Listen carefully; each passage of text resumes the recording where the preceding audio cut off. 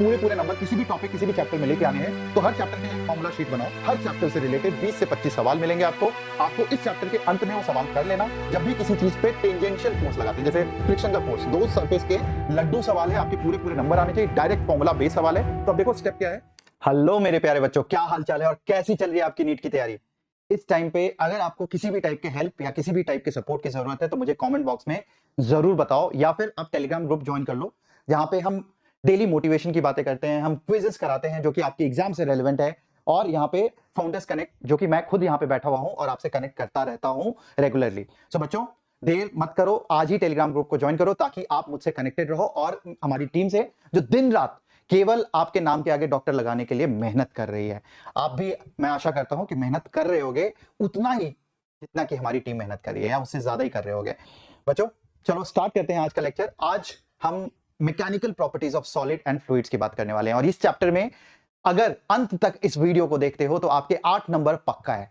क्यों ऐसा कह रहा हूं, क्योंकि हर साल अगर आप इस टॉपिक को देखोगे तो हर साल 2013 से 2022 तक हर साल 2 क्वेश्चन तो आ ही आए हैं, एक सॉलिड एक फ्लूइड से क्वेश्चन आता है। 2013 से लेके अगर आप देखोगे सीक्वेंस में हर साल एक्सेप्ट 2021 में केवल एक क्वेश्चन आया था, और किसी साल 3 क्वेश्चन भी आए थे। तो बहुत ही इंपॉर्टेंट चैप्टर है, 8 नंबर पक्के हो जाएंगे और आपको अंत तक इस वीडियो को देखना होगा। यहाँ पे 2 चीजें मैं कराता हूं। हमारे कराने का तरीका जो है वो है, पहले हम थ्योरी करते हैं, बेसिक थ्योरी फॉर्मूला, जो कि आपको अपनी नोट्स कॉपी में बनाना भी है। मैं बार बार यही बोलता हूं बच्चों को कि अगर आपको पूरे नंबर किसी भी टॉपिक किसी भी चैप्टर में लेके आने हैं तो हर चैप्टर के लिए एक फॉर्मूला शीट बनाओ, स्पेशली फिजिक्स के अंदर, जहां जितने इंपॉर्टेंट फॉर्मूले हैं वो लिखो, और जो भी हम पीवाईक्यू कर रहे हैं उसमें अप्रोच देखो कि किस तरीके से एक टीचर क्वेश्चन को अप्रोच करता है, और वही अप्रोच आपको भी अपने क्वेश्चन में लगाना है ताकि आप जल्दी कर पाओ और आप अच्छे से कर पाओ। ठीक है, तो आज हम ये सारे टॉपिक्स करने वाले हैं। सबसे पहले हम सॉलिड से स्टार्ट करेंगे, जहां पे हुक्स लॉ और मॉडुलस ऑफ इलास्टिसिटी की बात करेंगे। इस पे ही सवाल आते हैं, मॉडुलस ऑफ इलास्टिसिटी पे बहुत सवाल आते हैं। फिर इलास्टिक एनर्जी, ये आपके सिलेबस से हट गया है तो मैं इसको कैंसिल कर रहा हूं, बट इसका फॉर्मूला भी मैं लिखवा दूंगा। अगर गलती से एक क्वेश्चन आ गया तो आपको फॉर्मूला तो पता होना चाहिए। और फिर हम फ्लूइड्स की बात करेंगे, जहां पे फ्लूइड मैकेनिक्स मतलब स्टैटिक्स, और जब फ्लूइड एट रेस्ट है पास्कल्स लॉ की बात करेंगे। फिर हम कंटिन्यूटी मतलब जब फ्लूइड मूव कर रहा है, जो कि कंटिन्यूटी और बर्नौलीज थ्योरम की बात करेंगे, विस्कोसिटी की बात करेंगे, फिर सरफेस टेंशन, और चैप्टर को एंड करेंगे कैपिलरी वाले क्वेश्चन से। तो अलग अलग टॉपिक को पिक करूंगा, हर टॉपिक के लिए फॉर्मूला लिखवाऊंगा, फिर हम उसके पीवाईक्यू करेंगे। तो इसको आप बोल सकते हो स्मार्ट पीवाईक्यू, क्योंकि यहां पे केवल क्वेश्चन नहीं कराया जा रहा है, आपको फॉर्मूला भी बताया जा रहा है और आपको कौन सा क्वेश्चन इंपॉर्टेंट है वो भी बताया जा रहा है। तो क्वेश्चन के साथ साथ डिस्क्रिप्शन में मैंने असाइनमेंट भी शेयर किया है। हर चैप्टर से रिलेटेड 20 से 25 सवाल मिलेंगे आपको इस चैप्टर के अंत में वो सवाल कर लेना, और उन सवालों का एक वीडियो लेक्चर हम बाद में लेके आएंगे, एक बार जब पीवाईक्यू सीरीज कंप्लीट हो जाएगी। तक जिन बच्चों ने अच्छे से ट्राई किया है आप अच्छे से सॉल्यूशन भी देख सकते हो, otherwise it will be the most probable series, क्योंकि वही क्वेश्चंस के आने की प्रोबेबिलिटी नीट में बहुत ज्यादा है। ठीक है, चलो let's start the lecture with Hooke's law and modulus of elasticity. तो सबसे पहले हम बात करते हैं बच्चों यहाँ पे इलास्टिसिटी की, जहां पे आपको स्ट्रेस पता होना चाहिए क्या होता है, खुद पे मत ले लेना स्ट्रेस, और स्ट्रेन क्या होता है ये बात करेंगे। स्ट्रेस बहुत ही सिंपल है, it is force per unit area. तो stress is force per unit area और उसका ऐसा यूनिट है, और जैसे जैसे आप जो भी नया टर्म सीखते हो उसके ऐसा यूनिट को लिख लिया करो, उसका डायमेंशन लिख लिया करो साथ में, एंड ऐसा यूनिट और डायमेंशन की अलग से कॉपी बना सकते हो। बार बार रट्टा मारने से अच्छा है कि अगर जैसे जैसे टॉपिक करते जाओगे उसके साथ साथ ऐसा यूनिट और डायमेंशन करते चले जाना। नाउ स्ट्रेस और स्ट्रेन, स्ट्रेन क्या होता है, change in dimension by original dimension. तो जितना चेंज हुआ डिवाइडेड बाय जो ओरिजिनल डायमेंशन था चेंज होने से पहले वाला, वो लेंथ हो सकता है, वो एरिया हो सकता है, वो वॉल्यूम हो सकता है। और ये 3 पार्ट्स में स्ट्रेस और स्ट्रेन डिवाइडेड होता है। लॉन्गिट्यूडिनल मतलब लेंथ के अलोंग जब किसी चीज पे फोर्स लगाते हो, जैसे एक तार से आपने मास को अटैच कर दिया, एक तार से एक मास को अटैच कर दिया, तो इसके अंदर लॉन्गिट्यूडिनल स्ट्रेस आ जाएगा, क्योंकि ये तार को खींचेगा, जैसे ही खींचेगा तो लेंथ में चेंज आएगा, and therefore it will create a longitudinal stress. Shearing stress क्या होता है, जब भी किसी चीज पे टेंजेंशियल फोर्स लगाते हैं, जैसे फ्रिक्शन का फोर्स दो सरफेस के बीच में लगता है पर पैरेलल टू द सरफेस, उसको हम शेयरिंग स्ट्रेस बोलते हैं। जैसे विस्कस फ्लूइड के केस में होता है, या फिर अगर आप इसके ऊपर फोर्स लगाते हो तो इसका शेप इस तरीके से चेंज हो जाता है, एंड ये जो शेप चेंज है कुछ एंगल पे, उसको हम उस स्ट्रेस को शेयरिंग स्ट्रेस बोलते हैं। और बल्क स्ट्रेस जो होता है ये जनरली लिक्विड के केसेस में आता है। तो लिक्विड में चारों ओर से जब आप फोर्स लगाते हो उसके सरफेस एरिया के ऊपर, तो फोर्स पर यूनिट एरिया वहां पे प्रेशर बन जाता है, एंड बल्क स्ट्रेस की हम बात फ्लूइड्स में बोलेंगे। हालांकि इन फॉर्मूले से कोई भी डायरेक्ट सवाल नहीं आता है, बट दीज आर बेसिक्स, और जो सवाल आता है वो मॉड्यूलस ऑफ इलास्टिसिटी से आता है। स्ट्रेन सिमिलरली लॉन्गिट्यूडनल लेंथ के along delta L by L. Sharing strain क्या हो जाएगा? शेयरिंग स्ट्रेन हो जाएगा tan थीटा। tan थीटा मतलब ये वाला थीटा, और जब एंगल बहुत छोटा होता है तो tan थीटा किसके बराबर होता है? ये आपने पढ़ा होगा। tan थीटा जो है बहुत छोटे एंगल के लिए sin थीटा के बराबर होता है, और ये होता है थीटा के बराबर, ठीक है। और यहाँ पे tan थीटा क्या है? x by L. तो ये हमारे पास थीटा डायरेक्टली भी लिख सकते हो, शेयरिंग स्ट्रेन होता है, या x बाई एल होता है। और बल्क जो होता है, बल्क स्ट्रेन वॉल्यूम के केसेस में होता है, तो delta v by v bulk strain होता है, डेल्टा v अपॉन v। और ये जो है ये अभी हम थोड़ी देर के बाद करेंगे। ये वाला फॉर्मूला इंपॉर्टेंट है कि किस तरीके से वॉल्यूम जो है वो रेडियस से रिलेटेड है, एक सवाल के अंदर करेंगे। अभी आप नोट कर सकते हो, मैं हट जाता हूं, आप स्क्रीनशॉट ले लो इस पूरी चीज का, और हम आगे बढ़ जाते हैं, हुक्स लॉ पे आ जाते हैं, बिकॉज ये इंपॉर्टेंट है। हुक ने सिंपल सा लॉ बोला कि भाई स्ट्रेन जो होता है, जो स्ट्रेस होता है वो डायरेक्टली प्रोपोर्शनल होता है किसके? स्ट्रेन के डायरेक्टली प्रोपोर्शनल होता है, और जब उनका रेशियो लोगे उससे हमारे पास आएगा मॉडुलस ऑफ इलास्टिसिटी। मतलब कौन सी चीज कितना ज्यादा इलास्टिक है, या फिर जब उस पे से फोर्स हटाओगे तो अपने शेप को रीगेन करने की एबिलिटी कौन सी चीज कितनी ज्यादा रखता है, उसको हम इस रेशियो से डिफाइन करते हैं, which is stress upon strain. पहले आप इसका स्क्रीनशॉट लो, ये जो शीट है बहुत इंपॉर्टेंट है, इस पे बहुत सवाल आते हैं। यहाँ पे एक गलती है बच्चों, ये आप देख लेना, ये इस तरीके से नहीं है, ये obviously stress by strain. Strain क्या होता है? डेल्टा एल बाई एल होता है, डेल्टा एल अपॉन एल, और यहाँ पे भी ये डेल्टा एल और यहाँ पे ये एल हो जाएगा। तो इसको मैं वापस से लिख देता हूँ, इसको हटा के एफ ऊपर एल गया, यहाँ पे ए इंटू डेल्टा एल हो गया, ठीक है। ये आप चेंज कर लो। शेयर मॉडुलस जो हो गया वो क्या हो गया? Force upon area, which is basically stress upon strain होता है x बाई एल, उसको आप थीटा भी बोल सकते हो, तो f by A upon x by L, या फिर f बाई ए थीटा होता है। और bulk modulus is force upon area, and because it is for fluid, तो यहाँ पे हम प्रेशर के टर्म्स में फ्लूइड की बात करते हैं, pressure upon change in volume by volume, and therefore आप इसको इस तरीके से लिख सकते हो, माइनस, ऐसे अगर प्रेशर कांस्टेंट है तो आप इस टर्म्स में लिखोगे, और प्रेशर अगर चेंज हो रहा है तो आप इस तरीके से भी लिखते हो, minus v into dp by dv. तो दोनों फॉर्म्स इसके ट्रू हैं, whereas we will be using mostly this वाला form, which is minus P upon delta V by V, या minus P V upon delta V, ठीक है। जैसा कि हमने बोला कि सॉलिड के लिए हमने क्या बोला? बल्क मॉडुलस इंपॉर्टेंट है, उसी तरीके से गैसेस के लिए, मतलब सॉरी सॉलिड के लिए नहीं, सॉलिड के लिए तो इंपॉर्टेंट है ही है, जैसे यंग्स मॉडुलस की बात करते हैं, बट जैसे बल्क मॉडुलस की अगर हम बात करते हैं, बल्क मॉडुलस हमने बोला लिक्विड के केस में ज्यादा इंपॉर्टेंट है, उसी तरीके से गैसेस के लिए कंप्रेसिबिलिटी इंपॉर्टेंट है, क्योंकि गैसेस को हम कंप्रेस कर सकते हैं, एंड देयरफॉर गैसेस में compressibility is a very important factor. Compressibility is inverse of bulk modulus. तो बल्क मॉडुलस फ्लूइड के केस में होता है और कंप्रेसिबिलिटी होता है। बल्क मॉडुलस मतलब अगर बढ़ रहा है कोई शेप, उसको कैसे आप, मतलब उस पर प्रेशर कितना लगा और उसके वॉल्यूम के चेंज होने से प्रेशर का चेंज क्या आया वो आप बताते हो। कंप्रेसिबिलिटी है कि उसको कंप्रेस कितना कर सकते हैं, एंड गैसेस के केस में कंप्रेसिबिलिटी की बात करते हैं। तो सॉलिड का बल्क मॉडुलस सबसे ज्यादा होता है, और गैसेस का बल्क मॉडुलस जो है सबसे कम होता है। बट कंप्रेसिबिलिटी, आप गैस को सबसे ज्यादा कंप्रेस कर सकते हो, एंड देयरफॉर गैसेस का कंप्रेसिबिलिटी सबसे ज्यादा होता है और सॉलिड का सबसे कम होता है। आप ये नोट कर लोगे। तो यहाँ पे जितने पॉइंट्स लिखे हैं सारे पॉइंट्स आप नोट कर लो एक बार नोट्स कॉपी में, और फिर हम बढ़ते हैं अपने सवालों की तरफ, ठीक है। इन्हीं फॉर्मूले को डायरेक्टली इस्तेमाल करेंगे हम सारे सवालों में। तो आप ये देख लो कि ये शीट जो है आपके लिए सबसे इंपॉर्टेंट शीट है। इलास्टिक पोटेंशियल एनर्जी मैंने बोला आपके सिलेबस से हट गया है, आप बस इसको नोट कर लो कि इलास्टिक पोटेंशियल एनर्जी, इसका सवाल भी नहीं लिया है मैंने, तो आप इसको बस केवल फॉर्मूले की तरह नोट कर लेना। चलो let's start our first question. पहला क्वेश्चन कहता है कि भाई एक लेंथ दिया हुआ है, a wire of length L, area of cross section A, hanging from a fix support. एक फिक्स सपोर्ट से वो हैंग कर रहा है, ठीक है, and the length of the wire changes when mass m is suspended. जब इसके ऊपर एक m मास को आप सस्पेंड कर देते हो तो उसकी जो लेंथ है वो चेंज किससे हो जाती है? L से किस में चेंज हो जाती है? वो L1 में चेंज हो जाती है। तो आपको एक्सप्रेशन ऑफ यंग्स मॉडुलस बोलना। 20 का सवाल है, बहुत ही लड्डू सवाल है, आपके पूरे नंबर आने चाहिए, डायरेक्ट फॉर्मूला बेस सवाल है। तो अब देखो स्टेप क्या है। सबसे पहले एक्सप्रेशन फॉर यंग्स मॉडुलस, तो फॉर्मूला लिख लेते हैं। यंग्स मॉडुलस का फॉर्मूला आपने बोला कि भाई फोर्स अपॉन एरिया, और यहां पे क्या आएगा? Change in length by length. ये आपने बोला भाई फोर्स अपॉन एरिया। फोर्स क्या हो गया? ये क्या फोर्स लगाएगा भाई? ये mg is equal to tension force. तो स्ट्रिंग में टेंशन लगता है, and therefore force is mg। L जो इनिशियल लेंथ था वो आप लिख दोगे एल है। अब देखो mgl कितने के ऊपर है, mgl तो ए और बी में से ऑप्शन होगा, मतलब ये करते ही आपके पास आंसर या तो ए होगा या बी होगा।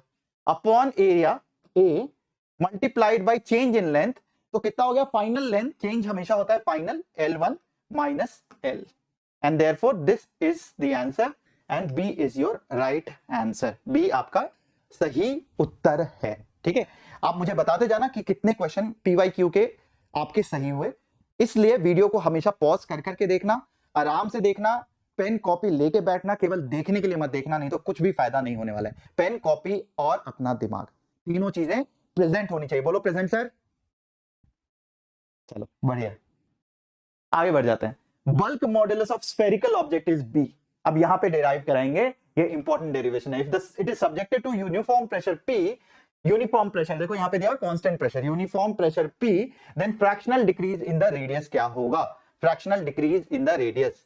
तो सबसे पहले तो देखो बल्क मॉडुलस बोलता है ये होता है माइनस P, माइनस साइन मैंने लिखवाया था वहां पे, माइनस इसलिए दिया जाता है कि जब भी वॉल्यूम बढ़ता है तो प्रेशर डिक्रीज होता है, प्रेशर इंक्रीज होगा तो वॉल्यूम डिक्रीज होगा एंड वाइस वर्सा। ठीक है, ये होता है डेल्टा वी अपॉन वी।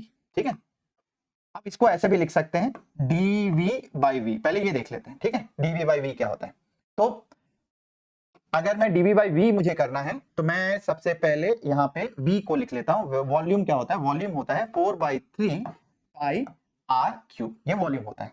अगर dv बाई डी आर लिखें, dv बाई डी आर ये होता है 4/3 पाई dr, ये कांस्टेंट है इसलिए बाहर आ गया, dr cube by dr, and इसका डिफरेंशिएशन क्या होता है, r क्यूब का डिफरेंशिएशन होता है 3r स्क्वायर, तो ये होगा 4/3 pi into 3r square, and therefore केवल dv लिखना है तो मैं dr को उधर लेके चला जाता हूं, तो dv by v is equal to, dv की जगह क्या लिख देंगे हम, 4/3 pi into 3r square upon volume कितना होता है, वॉल्यूम होता है 4/3 पाई r क्यूब।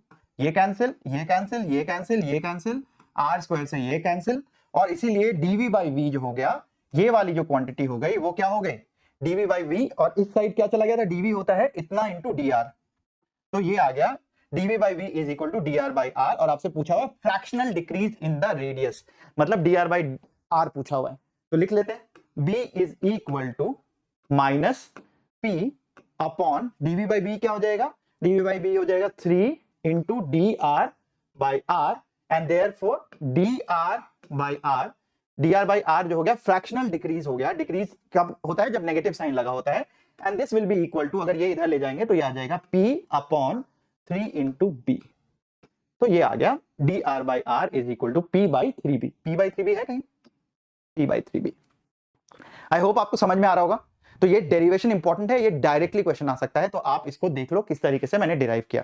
तो अभी डिराइव किया है, बट ये आपको डायरेक्टली याद होना चाहिए, तो थ्योरी में लिख लो, अपने फॉर्मूले में लिख लो कि फ्रैक्शनल डिक्रीज जो होता है वो 3 टाइम्स हो जाता है, बिकॉज डिफरेंशिएशन से आता है, एंड देयरफॉर डिफरेंशिएशन से 3r क्यूब का डिफरेंशिएशन इज 3r स्क्वायर, तो इसलिए 3 का फैक्टर आएगा, एंड ये आप डायरेक्ट फॉर्मूला लिख लो, dr by r minus is equal to p upon 3 times bulk modulus. और इस पे डायरेक्ट सवाल आ सकता है, डायरेक्ट मतलब आपको प्रेशर दे देंगे, बल्क मॉडुलस दे देंगे और डायरेक्टली वैल्यू पूछेंगे, वैल्यू पूछा जाएगा तो 3 का फैक्टर याद रखना उसमें। तो this is expected question, expected इस टाइप का क्वेश्चन आ सकता है, तो मैं लिखवाता जाऊंगा कौन कौन सा क्वेश्चन एक्सपेक्टेड। चलो अब यहाँ पे जो सवाल पूछता है ये बोलता है कि 4 वायर दिए हुए हैं, सेम मटेरियल से बना है। सेम मटेरियल मतलब जब भी सेम मटेरियल दिया होगा, सेम उसका मॉडुलस ऑफ इलास्टिसिटी होगा, ठीक है।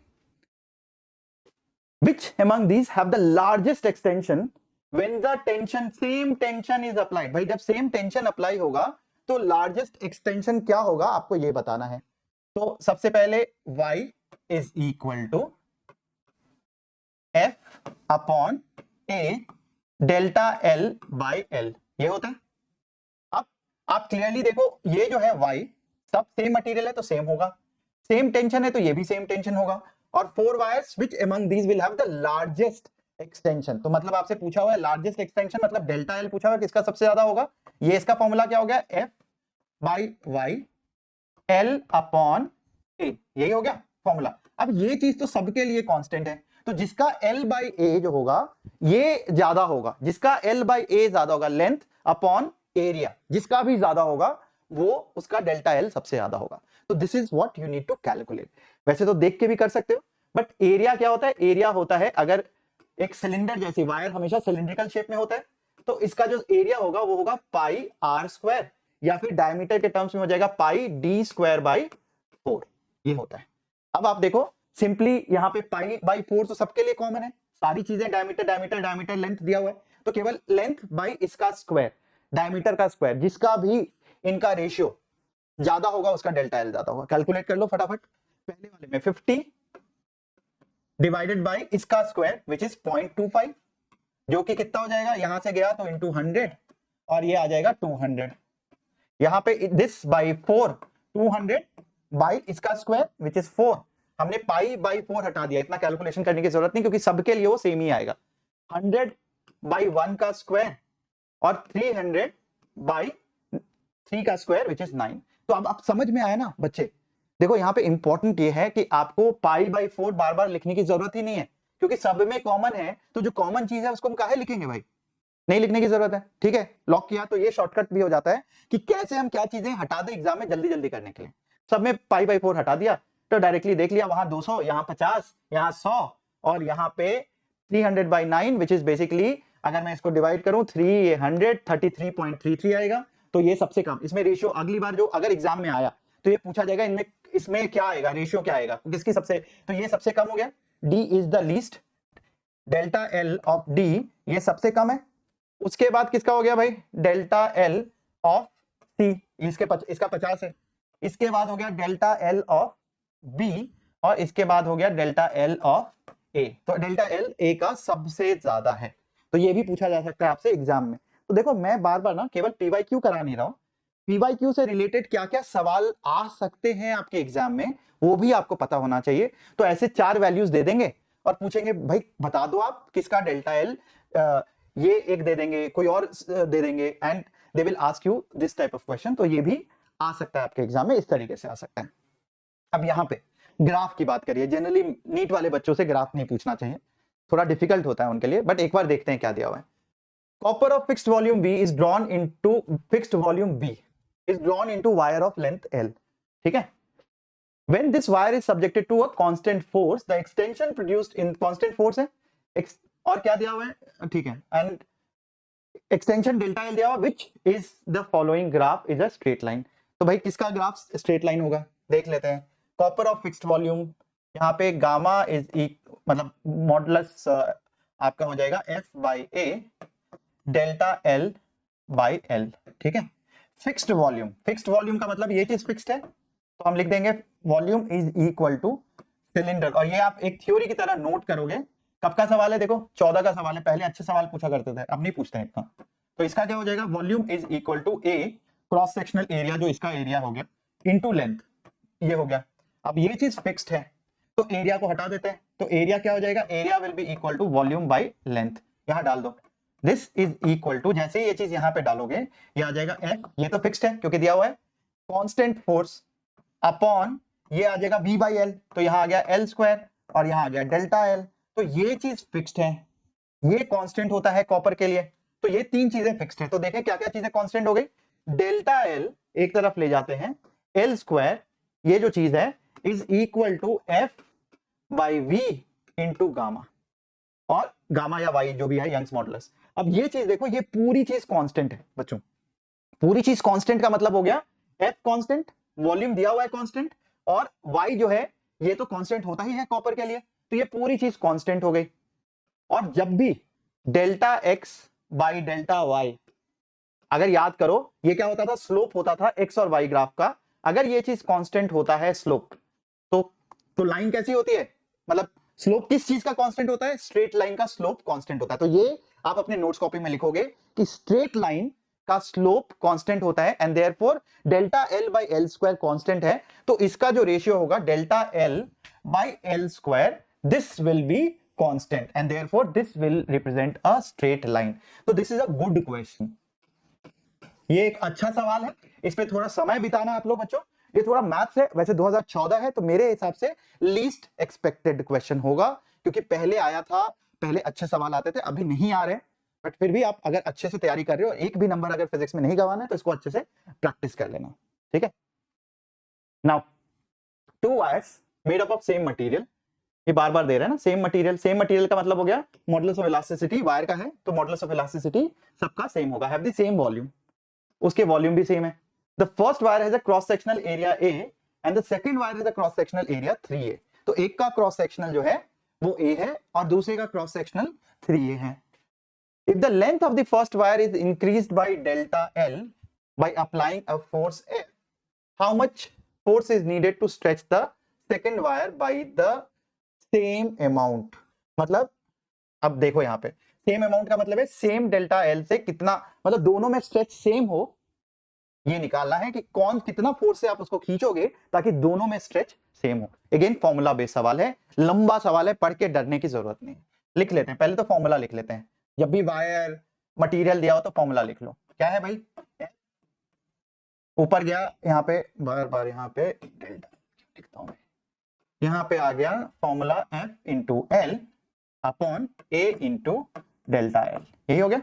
अब क्या चीज दिया हुआ है, क्या कांस्टेंट था, सेम वॉल्यूम है तो volume is equal to A into L. अब तो आप रट्टा मार चुके हो, volume is equal to A into L.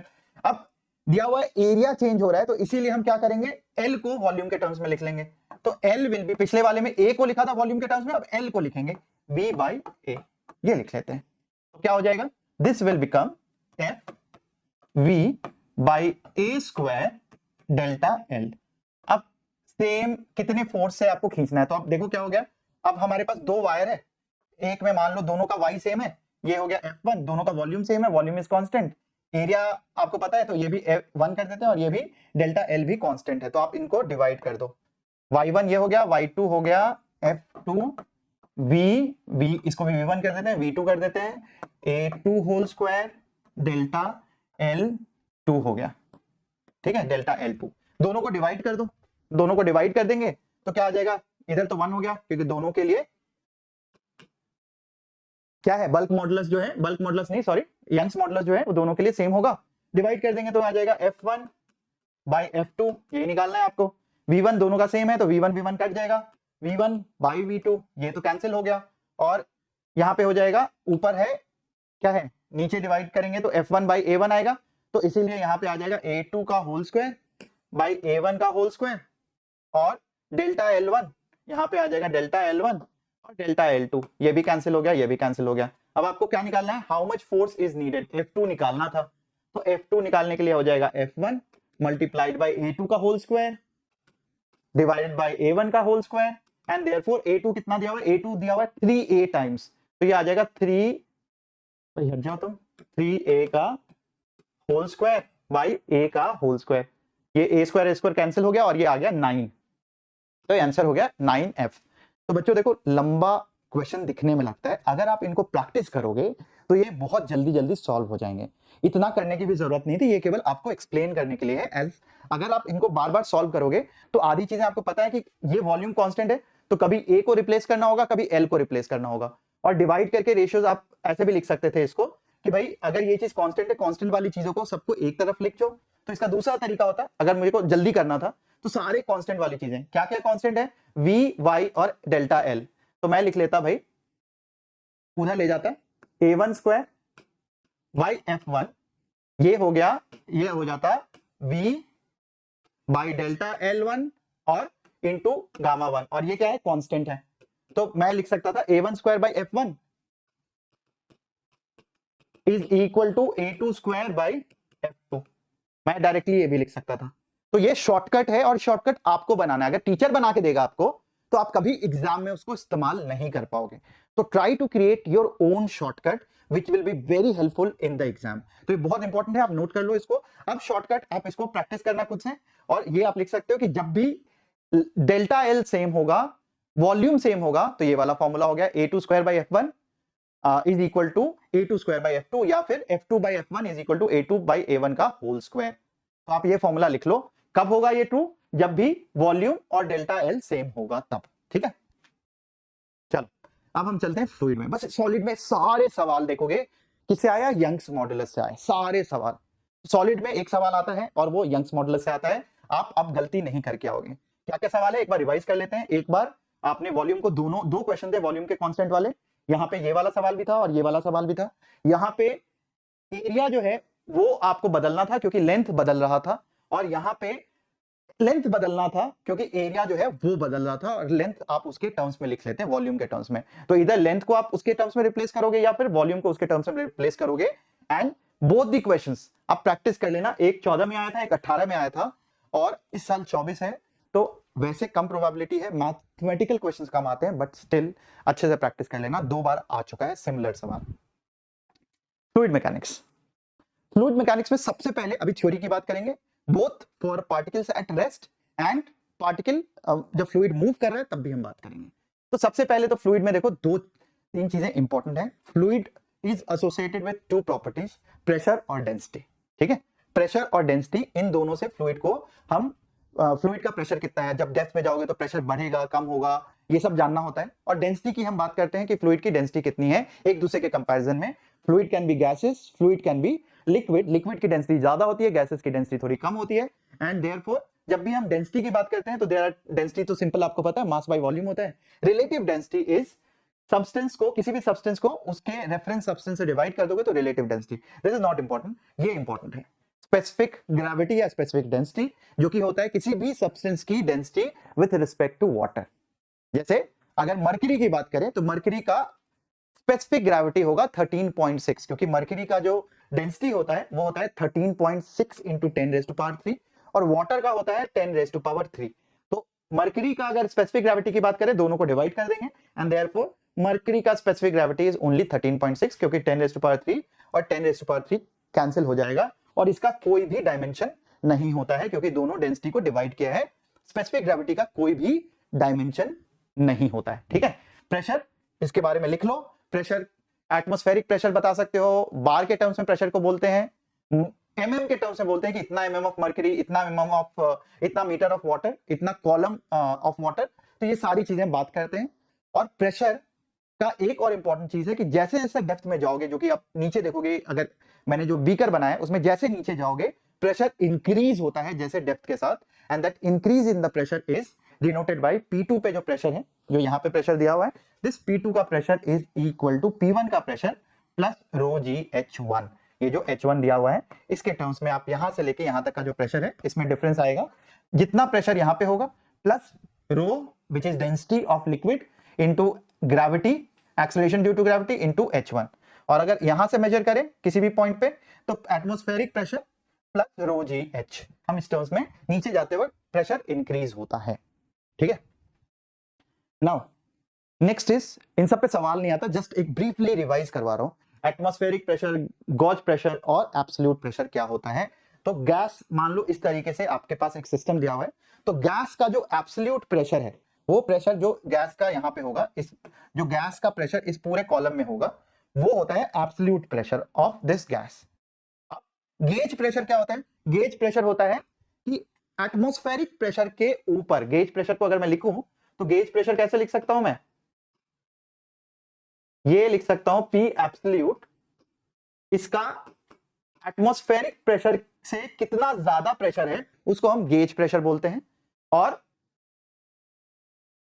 ठीक है, तो basically this is the two pressure जो आपको जानना है। एटमॉस्फेरिक प्रेशर तो आपने पढ़ा ही, एटमॉस्फेरिक प्रेशर जो एटमॉस्फेयर प्रेशर लगा रहा है। तो अगर कॉलम ओपन है तो इस पूरे एरिया में जो प्रेशर होगा उसको हम क्या बोलेंगे? Atmospheric pressure. जो एटमॉस्फेयर इस जगह पे सरफेस पे लगा रहा होगा उसको हम एटमॉस्फेरिक प्रेशर बोलेंगे। ठीक है, अब इस टाइप के सवाल को सॉल्व करने का इंपॉर्टेंट पॉइंट ये है कि यहां पे जो प्रेशर होगा हमेशा फ्लूइड एट रेस्ट, उसमें सेम हॉरिजॉन्टल लाइन में प्रेशर हमेशा सेम होता है। जब भी फ्लूइड रेस्ट में होता है, जो मूव नहीं कर रहा होता है, कहीं भी कंटेनर में रखा होगा, तो हमेशा एक स्ट्रेट लाइन में, हॉरिजॉन्टल लाइन में प्रेशर सेम होता है। तो यहाँ पे जो भी गैस का प्रेशर होगा विल बी इक्वल टू यहाँ पे जो प्रेशर होगा। यहाँ पे प्रेशर कैसे निकालेंगे? अभी हमने देखा कि नीचे जाते वक्त प्रेशर इंक्रीज होता है, इसीलिए एब्सोल्यूट प्रेशर या गैस का जो प्रेशर है वो कितना हो जाएगा? यहाँ पे है एटमॉस्फेरिक प्रेशर प्लस यहां से यहां तक जो फ्लूइड यहाँ पे रखा है, मर्क्यूरी हो सकता है, यहाँ वाटर हो सकता है, तो जो भी उसका डेंसिटी इनटू जी, और ये जो हाइट है यहां से यहां तक, ये हम बात कर लेंगे। So absolute pressure is equal to atmospheric pressure plus ρgH, and therefore अगर मुझे गेज प्रेशर की बात करें तो this is gauge pressure which is rho g h. Simply gauge pressure is, मुझे एटमॉस्फेयर से मतलब ही नहीं, सिंपली जो कॉलम का प्रेशर है वो हो गया गेज प्रेशर। ठीक है, इस पे सवाल आते हैं आपके एग्जाम में, तो इंपॉर्टेंट है, केवल तरीका इंपॉर्टेंट है, ये आपको फॉर्मूलेस की जरूरत नहीं है। सेकेंड है कि भाई हॉरिजॉन्टल फोर्स इस पे कितना लगता है, कोई भी अगर मान लो डैम है या कहीं पे भी बात करें, अगेन नॉट वेरी इंपॉर्टेंट, इस पे सवाल नहीं आया हुआ है अभी तक, नॉट इंपॉर्टेंट, बस आप नोट कर लो अपने नोट्स कॉपी में कि वो कितना होता है, वो होता है रो जी एच, नीचे जाते हैं तो रो जी एच होता है, इनटू जिस वॉल पे मैं बात कर रहा हूं उसका जो एरिया है, ये बी इंटू एच, इसका एरिया ये हो गया, ये एरिया हो गया, जो भी वॉल पे जिस पे भी हम फोर्स लगाने की बात करें, उसके फोर्स की बात करें तो उसका जो वॉल एरिया हो गया डिवाइडेड बाई 2। सो बेसिकली मैं सिंपली लिख सकता हूं, it is equal to, force is equal to rho g h, which is rho g h आपको पता है नीचे जाते वक्त प्रेशर होता है, मल्टीप्लाइड बाई एरिया बाई 2, उस सरफेस का एरिया डिवाइडेड बाई 2, बस आपको ये देखना है। So this is another formula. एक और होता है जिसको हम बोलते हैं पैराडॉक्स, वो क्या बोलते हैं, हाइड्रोस्टैटिक पैराडॉक्स। हाइड्रोस्टैटिक पैराडॉक्स क्या बोलता है कि अगर मान लो 3 बीकर दिया हुआ है, तीनों में दिख रहा है इसमें तो बहुत पानी है, इसमें कम पानी है, इसमें ज्यादा पानी है, तो वेट की बात करूंगा तो ऑब्वियसली इसका वेट सबसे ज्यादा होगा। सेम पानी अगर रख दिया मैंने, यार मर्क्यूरी रख दिया, कोई भी मैंने लिक्विड डाल दिया, तो इसका वेट तो बहुत ज्यादा होगा, इसका वेट बहुत कम होगा। लेकिन हाइड्रोस्टैटिक पैराडॉक्स ये बोलता है कि अगर सरफेस एरिया नीचे सेम है तो इन तीनों पॉइंट पे जो प्रेशर होगा वो सेम होगा भाई, मतलब इन तीनों पॉइंट पे प्रेशर विल बी सेम, यही बोलते हैं, बिकॉज प्रेशर हम सिंपली इससे डिफाइन करते हैं, और प्रेशर क्या, फोर्स भी सेम होगा, बिकॉज अगर एरिया सेम है तो फोर्स भी सेम होगा, बिकॉज प्रेशर इंटू एरिया, तीनों का अगर एरिया सेम है तो तीनों पे वेट कितना भी रख दोगे फोर्स सेम आएगा। फोर्स कितना हो जाएगा, फोर्स होता है प्रेशर इंटू जो भी इसका एरिया है, तो अगर मैं परपेंडिकुलर फोर्स की बात करूंगा, वर्टिकल फोर्स की बात करूंगा, वो कितना होगा, प्रेशर जो लग रहा है multiplied by the cross sectional area, और क्रॉस सेक्शनल एरिया कितना हो गया, तीनों का सेम है तो प्रेशर सेम है तो फोर्स भी सेम होगा। This is called hydrostatic paradox. इस पे स्टेटमेंट बेस्ड सवाल आ सकता है आपके एग्जाम में, उसको नोट जरूर कर लेना, स्टेटमेंट बेस्ड सवाल आ सकता है इस वाले टॉपिक पे। ठीक है, नाउ अब हम बात करेंगे, ये था अगर ऑब्जेक्ट रुका हुआ है। इस पे एक और सवाल है, एक्चुअली अभी हम आगे ले लेते हैं, इनफैक्ट वो पहले सवाल नहीं, पहले हम थ्योरी कर लेते हैं। ये वाला पास्कल्स लॉ, अगर रुका हुआ है तो हम, ये अभी हम आएंगे, थोड़ी देर में आएंगे। ठीक है, तो पास्कल्स लॉ क्या बोलता है, वो बोलता है कि भाई इसी का फायदा उठाते हैं, जो अभी मैंने हाइड्रोस्टैटिक पैराडॉक्स बताया उसका फायदा उठाते हैं। एक जगह फोर्स लगा दिया, अब वो जो फोर्स है एक बड़ी सी चीज, मतलब यहां पे अगर मेरे को फोर्स लगाना है तो एरिया बहुत कम है तो मुझे बहुत कम फोर्स लगाना पड़ेगा, लेकिन ये फोर्स जो है, बिकॉज प्रेशर हर जगह सेम होता है, इक्वल प्रेशर ट्रैवल करेगा, मतलब अगर मैंने यहां पे प्रेशर लगाया तो equal pressure will be transmitted to the other side, and utilising that pressure is force per unit area. तो सेम प्रेशर के चक्कर में, प्रेशर चूंकि दोनों जगह पे सेम होगा, जितना मैंने प्रेशर यहां पे अप्लाई किया उतना ही प्रेशर यहां पे भी लगेगा, and therefore pressure is equal to F by A1, pressure is force per unit area, यही होता है प्रेशर।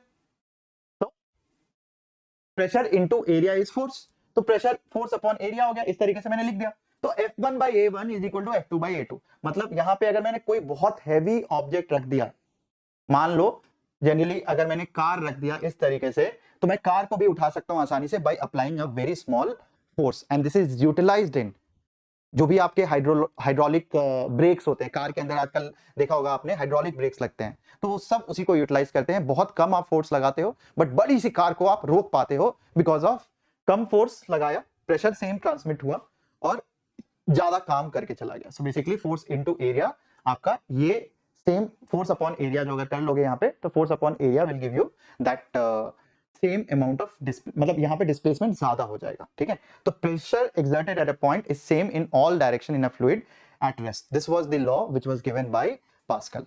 तो इसका मतलब हो गया कि प्रेशर अगर सेम है तो pressure is force upon area, और इसकी वजह से same amount of pressure transmit हुआ बट कम फोर्स में ज्यादा फोर्स लग गया, और इस चीज को मैकेनिकल एडवांटेज भी बोलते हैं। मैंने इस चीज का सवाल आपके रोटेशन मोशन के PYQ में भी कराया था। मैकेनिकल एडवांटेज याद करो, mechanical advantage A2 bye A1, अगर ये चीज ज्यादा है, A2 ज्यादा है A1 से, तो ये ग्रेटर देन 1 है, mechanical advantage is greater than 1, and therefore आप ये देखो, ये जो फोर्स है ये ज्यादा लगेगा, ये वाला फोर्स जो इस सरफेस पे लगेगा वो ज्यादा लगेगा, by applying a less force on the left hand side. ठीक है, नाउ आ जाते हैं, अब फ्लूइड को मूव करा देते हैं। फ्लूइड को मूव कराने का मतलब है हम फ्लूइड को एक्सेलरेट कराएंगे, फ्लूइड को एक जगह से दूसरी जगह लेके जाएंगे। तो हम दोनों चीजों पे बर्नौलीज इसी पे बेस्ड है और इक्वेशन ऑफ कंटिन्यूटी इसी पे बेस्ड है, और हम बात करेंगे एक्सेलरेटिंग फ्लूइड की। तो सबसे पहले एक्सेलरेटिंग फ्लूइड वर्टिकल एक्सेलरेशन की बात कर लेते हैं और हॉरिजॉन्टल एक्सेलरेशन की बात कर लेते हैं। तो वर्टिकल अगर एक्सेलरेशन हो रहा होगा, वर्टिकल एक्सेलरेशन मतलब कि अगर एक डब्बे में पानी को भर दिया और पानी को मैं लिफ्ट में ऊपर नीचे कर रहा हूं, तो इंपॉर्टेंट है जो जी होगा यहाँ पे, प्रेशर क्या होता है किसी भी पॉइंट पे, अगर नीचे जा रहा हूं तो प्रेशर तो इंक्रीज करता है, प्रेशर इंक्रीज करता है इस फॉर्मूले से, लेकिन वहां पे जी है और आपको पता है एक्सेलरेशन ड्यू टू ग्रेविटी, जब भी लिफ्ट ऊपर नीचे मूव करेगा तो वो चेंज करेगा, एंड देयरफॉर जी डैश जो इक्विवेलेंट जी होता है वो किसके बराबर होता है, अगर लिफ्ट ऊपर जा रहा है, अगर लिफ्ट ऊपर जा रहा है तो वो जी प्लस ए हो जाएगा, अगर लिफ्ट नीचे जा रहा है तो जी माइनस ए। आपने देखा होगा लिफ्ट में अगर कभी ट्रैवल किए हो ऊपर नीचे, तो ऊपर जब लिफ्ट जाता है तो हैवी फील होता है, भारी फील होता है, जी प्लस ए, वेट बढ़ जाता है, और जब नीचे जाता है तो एकदम से हल्का फील होता है, जी माइनस ए। वैसे याद रखना। और इस पे ग्राफ आ सकता है या फिर सिंपल क्वेश्चन आ सकता है कि भाई बताओ फ्लूइड कैसा दिखेगा अगर आगे एक्सेलरेट कर रहा है। तो यहाँ पे जब भी हॉरिजॉन्टल एक्सेलरेशन होगा तो एक ऐसी लाइन बन जाएगी, किस डायरेक्शन में, जिस डायरेक्शन में एक्सेलरेट कर रहा है यहाँ पे कम होगा, और जिस डायरेक्शन में एक्सेलरेट कर रहा है उसके ऑपोजिट साइड पे ज्यादा हाइट होगी, क्योंकि जैसे जैसे जाओगे तो प्रेशर जो है इस डायरेक्शन में बढ़ता चला जाएगा और उसकी वजह से हाइट इस तरीके से, और इधर प्रेशर कम होगा तो इसीलिए ये स्लैंट हाइट हो जाता है, pressure decreases in the direction of acceleration. तो ये एआर क्वेश्चन बन सकता है, pressure decreases in the direction of acceleration. तो एआर क्वेश्चन, इसको थ्योरी की तरह नोट कर लेना। देखो जो जो मैं मार्क करा रहा हूं उसको ढंग से नोट कर लेना, बहुत आने की प्रोबेबिलिटी बढ़ जाती है उसकी, ठीक है, because I have done lot of research, exactly क्या क्वेश्चन पूछने वाला है एनटीए, उस पर इतना ज्यादा रिसर्च किया है वेदांतु की टीम ने कि एग्जैक्टली हमें पता है किस टाइप का सवाल आ सकता है आपके एग्जाम में, और इसीलिए जो मैं बता रहा हूं इंपॉर्टेंट उसको ढंग से नोट कर लेना। तो थ्योरी इसमें नोट कर लेना कि अगर एक फ्लूइड को पानी के बर्तन में डाल दिया, या मतलब पानी को बर्तन में डाल दिया और उसको आगे खिसकाया तो पीछे की ओर वो स्लांट हो जाता है, pressure decreases in the direction of acceleration, pressure decreases in the direction of acceleration. और ये फॉर्मूला भी नोट कर लो, तो स्क्रीनशॉट ले लो। कोई चीज घूम रही है तो बेसिकली इसमें सवाल क्या पूछा जा सकता है कि भाई सबसे पहले पूछा जाएगा ये कर्व कैसा है, पैराबोलिक है, कैसा है कर्व, पैराबोलिक है। फिर दूसरा क्या पूछा जाएगा, भाई ये जो tan थीटा है ये कितना होगा, tan थीटा होता है जिससे घूम रहा है omega square by g into x, तो ये होता है tan theta which is slope, ये किसी भी टाइम किसी भी जगह पे अगर स्लोप खींचोगे तो हो जाएगा omega square x by g, and therefore d y by d x, हमारा जो ये y का ग्राफ होता है वो इस तरीके का होता है, y is equal to something into x square, and y is equal to x square is a parabolic curve.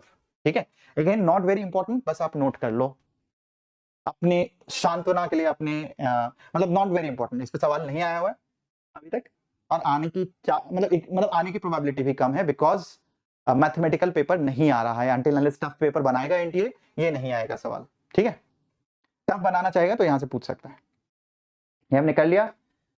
अब आता है फ्लोटेशन, बहुत कुछ है फ्लूइड में बच्चों, बहुत कुछ है, तो एक एक करके धीरे धीरे सांस लो, ब्रेक लो, 1-2 मिनट का वीडियो को पॉज करो और फिर से वापस आओ। यहाँ पे हम बात करेंगे आर्किमिडीज प्रिंसिपल की, तब तक मैं भी पानी पी लेता हूं। बहुत ही लंबा चैप्टर है ये, धीरे धीरे इत्मीनान से करेंगे इस चैप्टर को।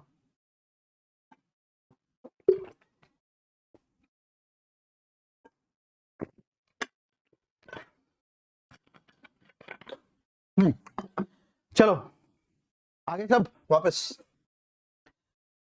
यहां पे आर्किमिडीज ने प्रिंसिपल दिया था कि कोई भी चीज पानी के अंदर डुबा दिया तो एक इसके ऊपर बायोंट फोर्स लगेगा। बायोंट फोर्स क्या होता है कि ये फ्लूइड को, जब भी आप सॉलिड को पानी में डालते हो, आप डुबा के देखो कुछ भी, तो वो पानी को डिस्प्लेस करेगा, तो जितना वो पानी को डिस्प्लेस करेगा, जैसे यहाँ पे लिखा हुआ, उतना ही नेट अपवर्ड फोर्स लगेगा। तो नेट अपवर्ड फोर्स जो है वो क्या है, वो अगर सॉलिड ये है तो इतना पानी को उसने डिस्प्लेस किया, इतने पानी का जो वेट है वो कितना हो जाएगा, वेट ये इसका वॉल्यूम ऑफ द सॉलिड, पानी का वेट की बात करें तो density of the liquid into G, तो इतने वेट को डिस्प्लेस करेगा, जितना भी सॉलिड पानी के अंदर होगा वो इनटू पानी का डेंसिटी इनटू जी, उतना ही नेट फोर्स इसके ऊपर अपवर्ड फोर्स लगेगा, जिसको हम बायोंट फोर्स बोलते हैं। कि पानी में कोई भी चीज डालते हो वो हल्की लगती है, या अगर मान लो बॉल आप डालने की कोशिश करते हैं वो ऊपर जाने की कोशिश करता है, क्योंकि उसके ऊपर हमेशा एक अपवर्ड फोर्स लग रहा होता है। वो अपवर्ड फोर्स कितना होता है? वो होता है जितना भी सॉलिड पानी के अंदर गया है, जितना भी सॉलिड पानी के अंदर गया है, this is the volume of the solid which is submerged in the fluid. जितना भी सॉलिड का वॉल्यूम पानी के अंदर डूबा हुआ है, उसका volume multiplied by density of the liquid into G. और ये क्या हो जाएगा? इसको सिंपली लिख सकता हूं m mass of the liquid into G. ये हो गया। तो जितना उतना ही वेट पानी का डिस्प्लेस हुआ है, and that is called buoyant force. तो जब भी सॉलिड को पानी में रखेंगे, it will displace the water. कितना डिस्प्लेस करेगा? वो जितना वो डूबा हुआ है उसका volume into density of liquid into G, इतने को मल्टीप्लाई कर देंगे, उतने वॉल्यूम उतने वेट को डिस्प्लेस करेगा। नाउ जब भी ये करते हैं तो तीन केसेस होते हैं। या तो सॉलिड पूरी तरह से डूब जाए और जमीन पे चला जाए, उसमें बोलते हैं कंप्लीटली सबमर्ज्ड, और वो नीचे चला गया। और वहां पे क्या होगा? तभी होगा जब सिंक करेगा। कब सिंक करेगा? जब सॉलिड का डेंसिटी लिक्विड के डेंसिटी से ज्यादा होगा। तो जब भी सॉलिड का डेंसिटी लिक्विड के डेंसिटी से ज्यादा होगा तो डूब जाएगा। दोनों बराबर होंगे तो फुल्ली सबमर्ज्ड होगा। और अगर सॉलिड हल्का होगा, उसकी डेंसिटी, हल्का का मतलब क्या होता है? वेट नहीं, हल्का का मतलब होता है उसकी डेंसिटी पानी के डेंसिटी से कम होगी तो वो फ्लोट करेगा। And therefore this is the condition of flotation. Specially ये वाला और ये वाला जो है कंडीशन ऑफ फ्लोटेशन होता है कि अगर सॉलिड की डेंसिटी पानी से कम या उसके बराबर है तो लिक्विड फ्लोट करेगा, या तो पूरी तरह से सबमर्ज होकर फ्लोट करेगा या फिर पार्शियली सबमर्ज होकर फ्लोट करेगा, बट फ्लोट जरूर करेगा। ठीक है, तो इसीलिए डेंसिटी अगर कम है तो ये फ्लोट करेगा। ठीक है, चलो तो आई होप स्क्रीनशॉट ले लो इसका। आगे बढ़ जाते हैं। अब हम बात करते हैं मूविंग फ्लूइड की। मूविंग फ्लूइड में दो चीजें आती हैं। सबसे पहले मूविंग फ्लूइड जो होता है या तो टर्बुलेंट होगा या स्ट्रीमलाइन होगा। तो जब भी हम मूविंग फ्लूइड की बात करते हैं तो या तो हम स्ट्रीमलाइन की बात करते हैं या हम टर्बुलेंट की बात करते हैं, और वो डिफाइन होता है रेनॉल्ड्स नंबर से, जो अभी आपके सिलेबस में नहीं है।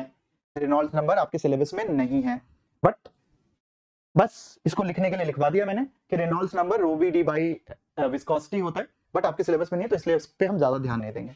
तो जब भी फ्लूइड मूव कर रहा होगा, मोस्टली हमें जो स्टडी करना है वो स्ट्रीमलाइन ही स्टडी करना है। टर्बुलेंट आपके सिलेबस में नहीं है। टर्बुलेंट एग्जाम ही बस टर्बुलेंट होता है, जिंदगी में बाकी सारी चीजें टर्बुलेंट नहीं है। ठीक है, वैसे बहुत कुछ है टर्बुलेंट, एटलीस्ट फ्लूइड नहीं है टर्बुलेंट। कोई एक चीज टर्बुलेंट नहीं है आपकी लाइफ में, मुझे ये कहना चाहिए था। बट एनीवेज, स्ट्रीमलाइन फ्लूइड हमें स्टडी करना है। और अगर स्ट्रीमलाइन का मतलब ये होता है कि हर जगह जो है, मतलब दो फ्लूइड का लेयर आपस में मिक्स नहीं होता है, उसको हम स्ट्रीमलाइन बोलते हैं। मैथमेटिकली रेनॉल्ड्स नंबर से डिफाइन होता है, बट अभी वहां पे नहीं जाते हैं। तो जब भी स्ट्रीमलाइन फ्लूइड होगा, और अगर मान लो फ्लूइड कहीं से पास कर रहा होगा, तो जितना फ्लूइड यहां से पास करेगा, ठीक है, जितना फ्लूइड यहां से पास करेगा किसी भी टाइम में, उतना ही फ्लूइड यहां से भी पास करेगा उतने ही टाइम में।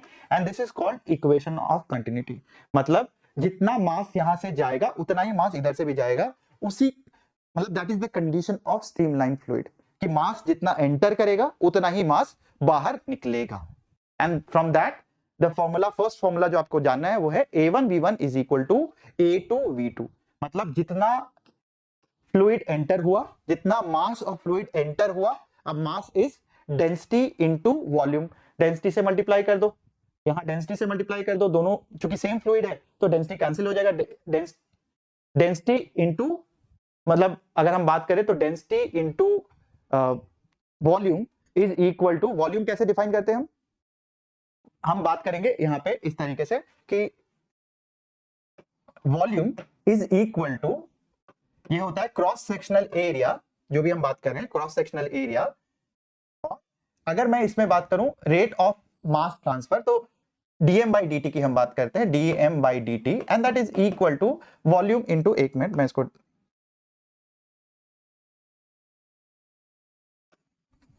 हम बात करेंगे यहां पे वॉल्यूम इनटू डेंसिटी की बात करेंगे, दिस अपॉन dt। और इसीलिए डेंसिटी क्योंकि कांस्टेंट है बाहर ले आएंगे, और dv बाई dt जो वॉल्यूम होता है वो होता है एरिया इनटू थिकनेस, और अपॉन dt, तो एरिया कांस्टेंट है बाहर आ गया, और यहाँ पे हमारे पास dx बाई dt ये v हो गया, तो रो ए v आ जाएगा मेरे पास। And that is the equation of continuity कि dm by dt rate of mass जितना एक जगह से जाएगा उतना ही दूसरी जगह से निकलेगा। एंड देयरफॉर डेंसिटी चूंकि सेम है तो उसको हम हटा सकते हैं, simply A1V1 is equal to A2V2। ठीक है, दूसरा फॉर्मूला बर्नौलीज थ्योरम बोलता है कि हर जगह पे एनर्जी को यूज करते हुए energy is also constant and therefore pressure के द्वारा जो एनर्जी है, प्रेशर के द्वारा जो एनर्जी लगेगी, प्रेशर के द्वारा एनर्जी प्लस हाइट की वजह से जो एनर्जी होगा प्लस काइनेटिक एनर्जी जो होगा, इनका sum is always constant. Total energy of a fluid always remains constant and throughout the motion. तो दो इक्वेशन बहुत इंपॉर्टेंट है, one is continuity equation, the other is Bernoulli's equation.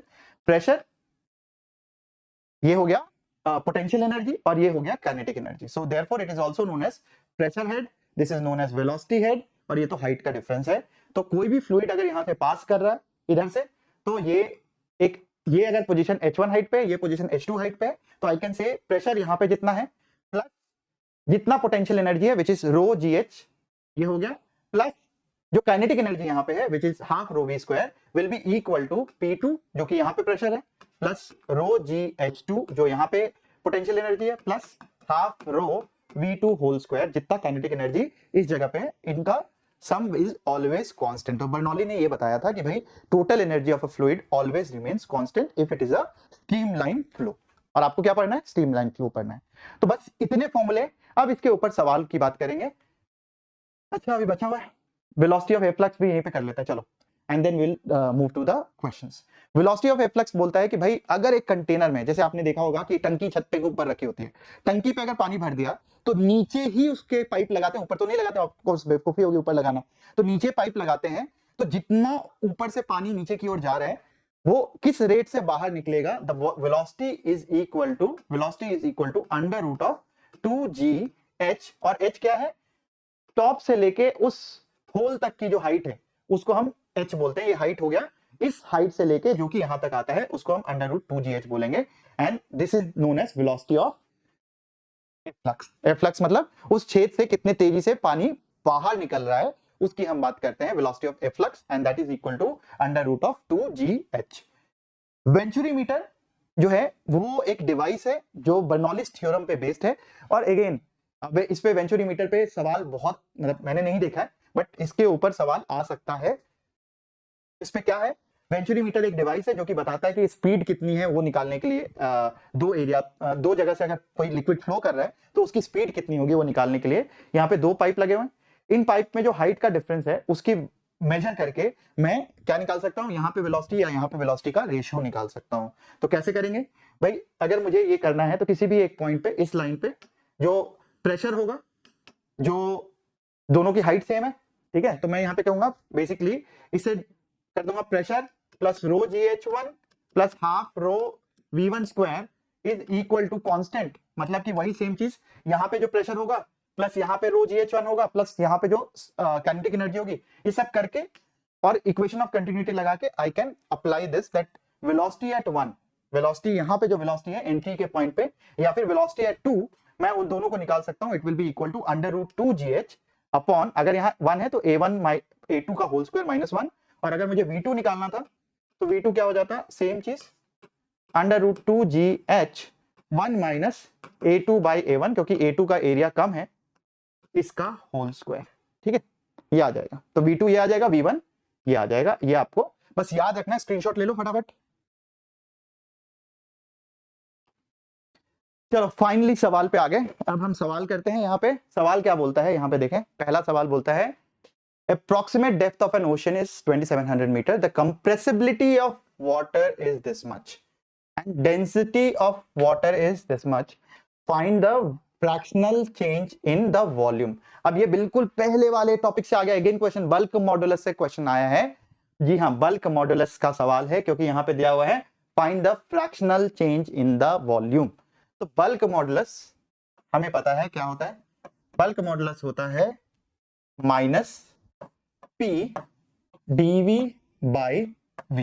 आपसे क्या पूछा है? Fractional change in volume. तो minus dV by V पूछा है, और ये कितना हो जाएगा? ये हो जाएगा P बाई B. यहाँ पे तो सिंपल है. प्रेशर कितना हो जाएगा? डेप्थ पे अगर मैं जाऊंगा, approximate depth of an ocean is 2700 metre, तो वो आ जाएगा. आप वहां पे प्रेशर लिख सकते हो. और कंप्रेसिबिलिटी पूछा है ना, तो कंप्रेसिबिलिटी क्या हो जाएगा? ये हो जाएगा 1 बाई कंप्रेसिबिलिटी B होता है. तो कंप्रेसिबिलिटी दिया हुआ है, तो इसका मतलब हो जाएगा यहां से अगर मैं फॉर्मूला देखूं तो ये हो जाएगा प्रेशर इनटू कंप्रेसिबिलिटी आ जाएगा। अब आप कर लोगे ये सवाल। प्रेशर कितना दिया हुआ है, प्रेशर दिया हुआ है अप्रोक्सीमेट डेप्थ दिया हुआ है 27, तो it is equal to rho into G into H, और अगर मैं ये निकालूं तो डेंसिटी कितनी है 10⁻³ इंटू जी कितना है 10 इंटू एच कितना है, एच दिया हुआ है 27 2.7 इंटू 10⁻³ तो ये आ जाएगा ये और ये 10⁻336 10⁻7, सो ये आ जाएगा 2.7 इंटू 10⁻7, ये इतना आ जाएगा। और के कितना दिया हुआ है 45.4, ठीक है। और इसमें देखो ऊपर एटमॉस्फेरिक प्रेशर तो नेग्लिजिबल हो गया क्योंकि 10⁻5 होता है, ये 10⁻7 है तो उसका कोई मतलब नहीं है, ठीक है। तो एटमॉस्फेरिक प्रेशर को मैंने हटा दिया। और यहाँ कंप्रेसिबिलिटी क्या दिया हुआ है 45.4 इंटू 10⁻11। अब इसको मल्टीप्लाई कर देंगे प्रेशर इंटू के, तो इंटू 2.7 इंटू 10⁻7, तो ये आ जाएगा। ये जो चीज है इसको मल्टीप्लाई करेंगे 45 और 2.7 किस साल का है 15 का। तो देखो यहाँ पे 1.2 भी दिया हुआ है, 0.8 भी दिया हुआ है और 1 भी दिया हुआ है, तो पूरा पूरा मल्टीप्लाई करना जरूरी है। अगर आप मल्टीप्लाई करने में चूक जाते हो तो नंबर गवा बैठोगे तुक्का मारने के चक्कर में। तो यहाँ पे कर लिया तो मल्टीप्लाई कर लेंगे भाई 45.4 एंड 27। देखो वैसे भी यहाँ से 7, बस इसको मल्टीप्लाई कर लो ना यार, 7 5 जा 35, 7 4 जा 28, 28 और 31 हो जाएगा। और ये अगर मैं मल्टीप्लाई कर लूं तो 90 कुछ ये आ जाएगा 12 1 5, मतलब आप देखो 12 आ रहा है तो 1, और ये 10⁻⁻, माइनस कितने हैं 1 2 3, तो 121.5 हो गया। सो 121.5 इंटू 10⁻⁻4 आ जाएगा, और इसीलिए आ जाएगा 1.21 इंटू 10⁻⁻2। मैथ्स का ज्यादा सवाल था ये, फिजिक्स का कम सवाल था ये। तो आप देखो यहाँ पे ये आ जाएगा 1.21, तो ये राइट आंसर हो जाएगा। यहाँ पे एक जो इंपॉर्टेंट पॉइंट है वो मैंने क्या बोला, कैलकुलेशन पूरी तरह से करना, लीव मत करना, ठीक है। अगर ये सवाल आता है इजी है तो कैलकुलेशन की ही गलती कर सकते हो आप, ठीक है। चलो आगे बढ़ते हैं। Small hole of area of cross section इतना 2 millimetre square is present near the bottom of a fully filled open tank of height h. Rate of flow of water through an open hole. तो rate of flow क्या होता है भाई, पता है ना? rate of flow होता है A1 V1, ठीक है, ये होता है rate of flow। अब A1 दिया हुआ है, A1 है cross sectional area 2 millimetre square, तो A तो दिया हुआ है 2 मिलीमीटर स्क्वायर, तो मिलीमीटर क्या होता है 1 millimetre is equal to 10⁻³ metre, ये होता है 1 मिलीमीटर, ठीक है। 1000 मतलब अगर ऐसे देखूं तो 1000 मीटर इज 1 मिलीमीटर, तो 1 millimetre is equal to 1000 millimetre is equal to 1 metre, and therefore 1 millimetre is equal to, गलत बोला था उसको माफ करना मुझे, इतना मीटर, ठीक है। तो इसका square 1 millimetre square is equal to 10⁻⁻6 metre square, तो यहां आ जाएगा 2 into 10⁻⁻6 metre square multiplied by velocity, और वेलोसिटी होता है √2gh, यही बताया था फ्लक्स वेलोसिटी। तो ये कितना हो जाएगा 2 इंटू 10 इंटू हाइट कितना दिया हुआ है 2 मीटर, तो ये आ जाएगा 2, तो 2 इंटू 2 ये बाहर आ गया 2, तो ये आ जाएगा 4 इंटू 10⁻⁻6 इंटू √2, और √2 याद रखना आप वैल्यू, √2 जो होता है √10, ये कुछ वैल्यूज आपको याद रहने चाहिए हमेशा। √10 is equal to 3 approximately equal to 3.14, तो यहाँ पे मैं लिख दूंगा 3.14 इंटू 4 इंटू 10⁻⁻6, और ये मल्टीप्लाई कर देंगे तो 14 चौका 56, ये आ गया 4 तिया 12 है, और 56 तो इधर ही चला गया, तो 4 तिया 12, ठीक है, ये आ गया इंटू 10⁻⁻6 है कुछ आंसर 12.6 इंटू 10⁻⁻6, तो ये आ जाएगा आंसर। तो ये डायरेक्ट फॉर्मूला बेस्ड, तो फ्लूइड में क्वेश्चन तो है डायरेक्ट फॉर्मूला बेस्ड, अभी तक तो जो भी हमने देखा है डायरेक्ट फॉर्मूला बेस्ड ही सवाल आया है। अब ये क्या दिया भाई, ये दिया है यूट्यूब दिया है, आपका यूट्यूब नहीं, ओपन एंड बोर्ड दिया है, तो दोनों जगह पे प्रेशर एटमॉस्फेरिक प्रेशर हो गया, यहाँ पे भी एटमॉस्फेरिक, यहाँ पे भी atmospheric, is partially filled with water, oil which is immiscible with water, oil एक तरफ डाल दिया हमने, until a distance of 10 metre above the water, तो वाटर जो है पहले दोनों इस जगह कहीं पे रहा होगा, इस जगह पे पहले वाटर रहा होगा ऐसा, और इधर से कुछ वाटर कम हुआ, इधर से वाटर कुछ ऊपर चला गया, ठीक है। और ये आपका डायग्राम दिया हुआ है। अब क्या पूछा है, the density of the oil कितना होगा, इसका डेंसिटी निकालना है।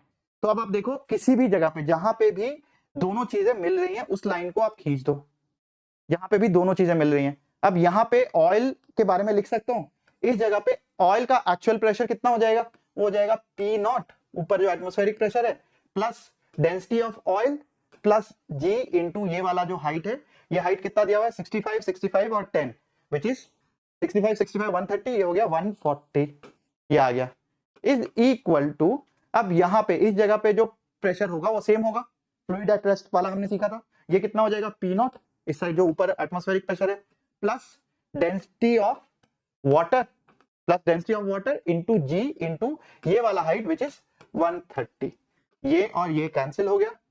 अब आप देखो आपके पास आंसर आ गया, ये और ये कैंसिल हो गया, और density of oil is equal to density of water multiplied by 130 by 140। Density of water 10⁻³ होता है, तो उससे थोड़ा सा कम होगा, तो उससे कम तो यही दिख रहा है मुझे, देखो 140 बाय 130, 9 टाइम्स करोगे तो 126 होता है, 14 9 या 126 होता है, 4 बचेगा, 40 तो 14 3 जा ऑलमोस्ट 42 होता है, तो यहां से 930 या 928 इज द वैल्यू, ठीक है, थोड़ा सा वाटर से कम, तो ये आ जाएगा आंसर। कैलकुलेट आप कर लो, आपके लिए वाटर की डेंसिटी होती है 10⁻³ kg/m³। ठीक है बच्चों, तो आप कर रहे हो ना, अभी भी आप पेन कॉपी दिमाग लेके बैठे हो ना, अभी तक दिमाग आपका यहाँ तक, अगर यहाँ तक देख लिया वीडियो तो अंत तक जरूर देखना, और शेयर लाइक करना मत भूलना, ठीक है। ठीक है, इसको करने की जरूरत नहीं, हो गया। नाउ यहाँ देखो 2 नॉन मिक्सिंग लिक्विड्स कब का है, 16 का है, 16 का सवाल हम लीव भी कर सकते हैं, बट ठीक है करके देख लेते हैं। 2 non mixing liquid of density rho and N rho put in a container, तो एक कंटेनर है, पहले डायग्राम बना देते हैं, उसको दूसरे पेज में ले जाएंगे, एक इस तरीके से है और एक और ले लेते हैं, ठीक है, एक की डेंसिटी रो है और एक की डेंसिटी एन रो है, तो इसकी रो और एन चूंकि ज्यादा है, हायर डेंसिटी है, तो नीचे चला जाएगा, तो एन रो इधर है, ठीक है।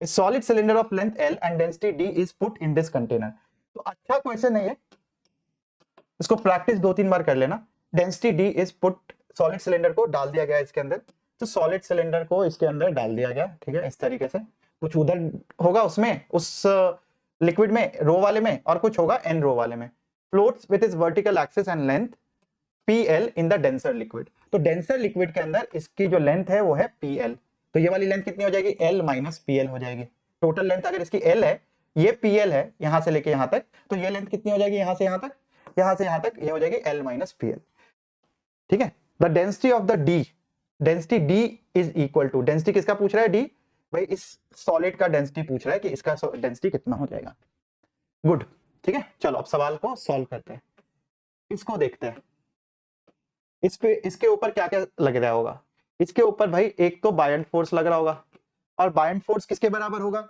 इसके वेट के बराबर होगा, ठीक है, इसका जो भी वेट होगा सॉलिड का, उसके वेट के बराबर होगा जो भी बायंट फोर्स लग रहा होगा, तो ये हमें करना है बस, उससे हमारा इसका डेंसिटी सॉलिड का आ जाएगा, बस इतना करना।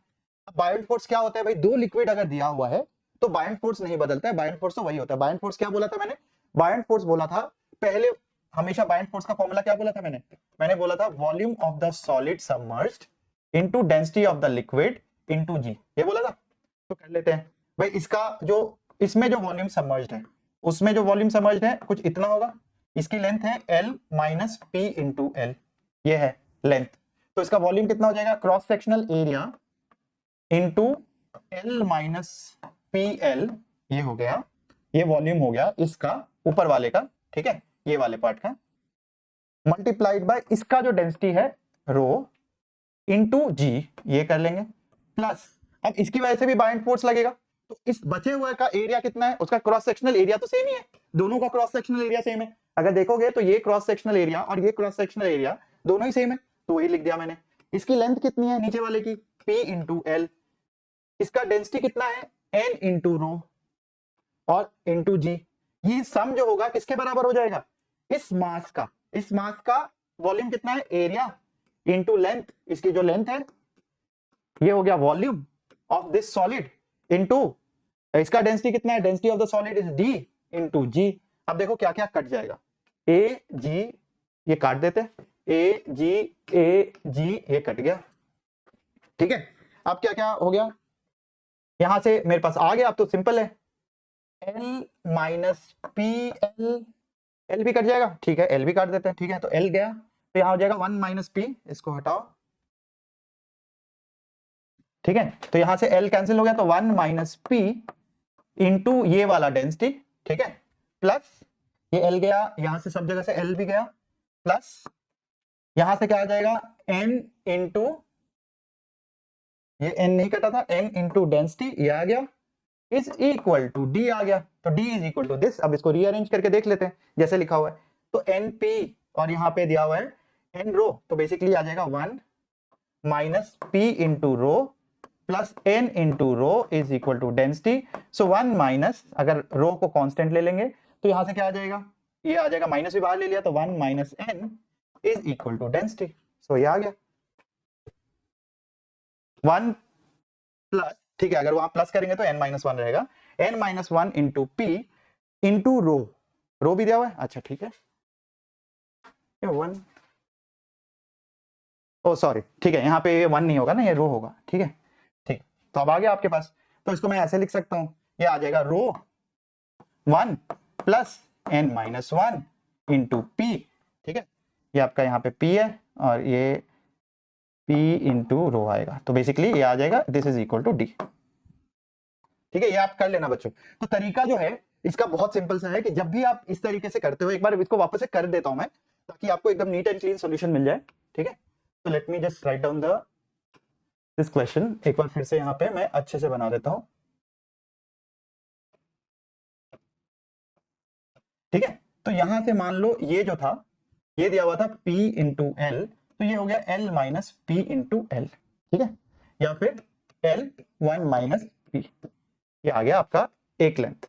अब बायंड फोर्स कितना था, FB वाज इक्वल टू पहले वाले का, ये मैंने देखा, ये वाला अगर मैंने एरिया लिया या वॉल्यूम लिया तो इसका वॉल्यूम होगा एरिया इंटू इसका लेंथ L 1 माइनस पी, ये वॉल्यूम हो गया, इंटू डेंसिटी, जो इसका डेंसिटी है वो कितना था, रो था, इस लिक्विड का रो था और इसका n इंटू रो था, ठीक है, प्लस जी हटा देता हूं, जी हर जगह कैंसिल हो गया तो जी एक साथ हटा देंगे। यहां का क्या हो जाएगा, इसका एरिया इज ए, इसका length is p into L, एक तो p और रो जो है ना ये देना नहीं चाहिए इनको, ऐसे ऐसे टर्म्स ABC में देना चाहिए, तो ये हो गया p इंटू एल, ये हो गया इसका वॉल्यूम, और volume into density which is n into rho, ये इसका डेंसिटी हो गया, इंटू जी आ जाएगा, ये सब into G. Now this will be equal to weight, इस पूरी चीज का वेट, पूरी चीज का वेट क्या हो जाएगा, इसका volume, total area cross sectional area into total length, ये आ गया इसका वॉल्यूम, इसकी density D into G. Now A L और ये जी, सारा का सारा ए एल जी कैंसिल हो गया, तो डेंसिटी मैं लिख सकता हूं, सिंपली आ जाएगा डेंसिटी इज इक्वल टू, देखने में लंबा है बट इतना लंबा क्वेश्चन है नहीं, तो यहां से आ जाएगा, डेंसिटी भी कॉमन है, डेंसिटी कॉमन ले लिया, अगर डेंसिटी कॉमन ले लिया तो यहां पे कितना बच जाएगा, यहां पे बच जाएगा n इंटू पी और प्लस 1 माइनस पी, ये आ गया, यहां से आ गया 1 माइनस पी और यहां से आ गया n इंटू पी। अब इसी को रीअरेंज करके दिया हुआ था उन्होंने कि भाई density multiplied by 1 plus n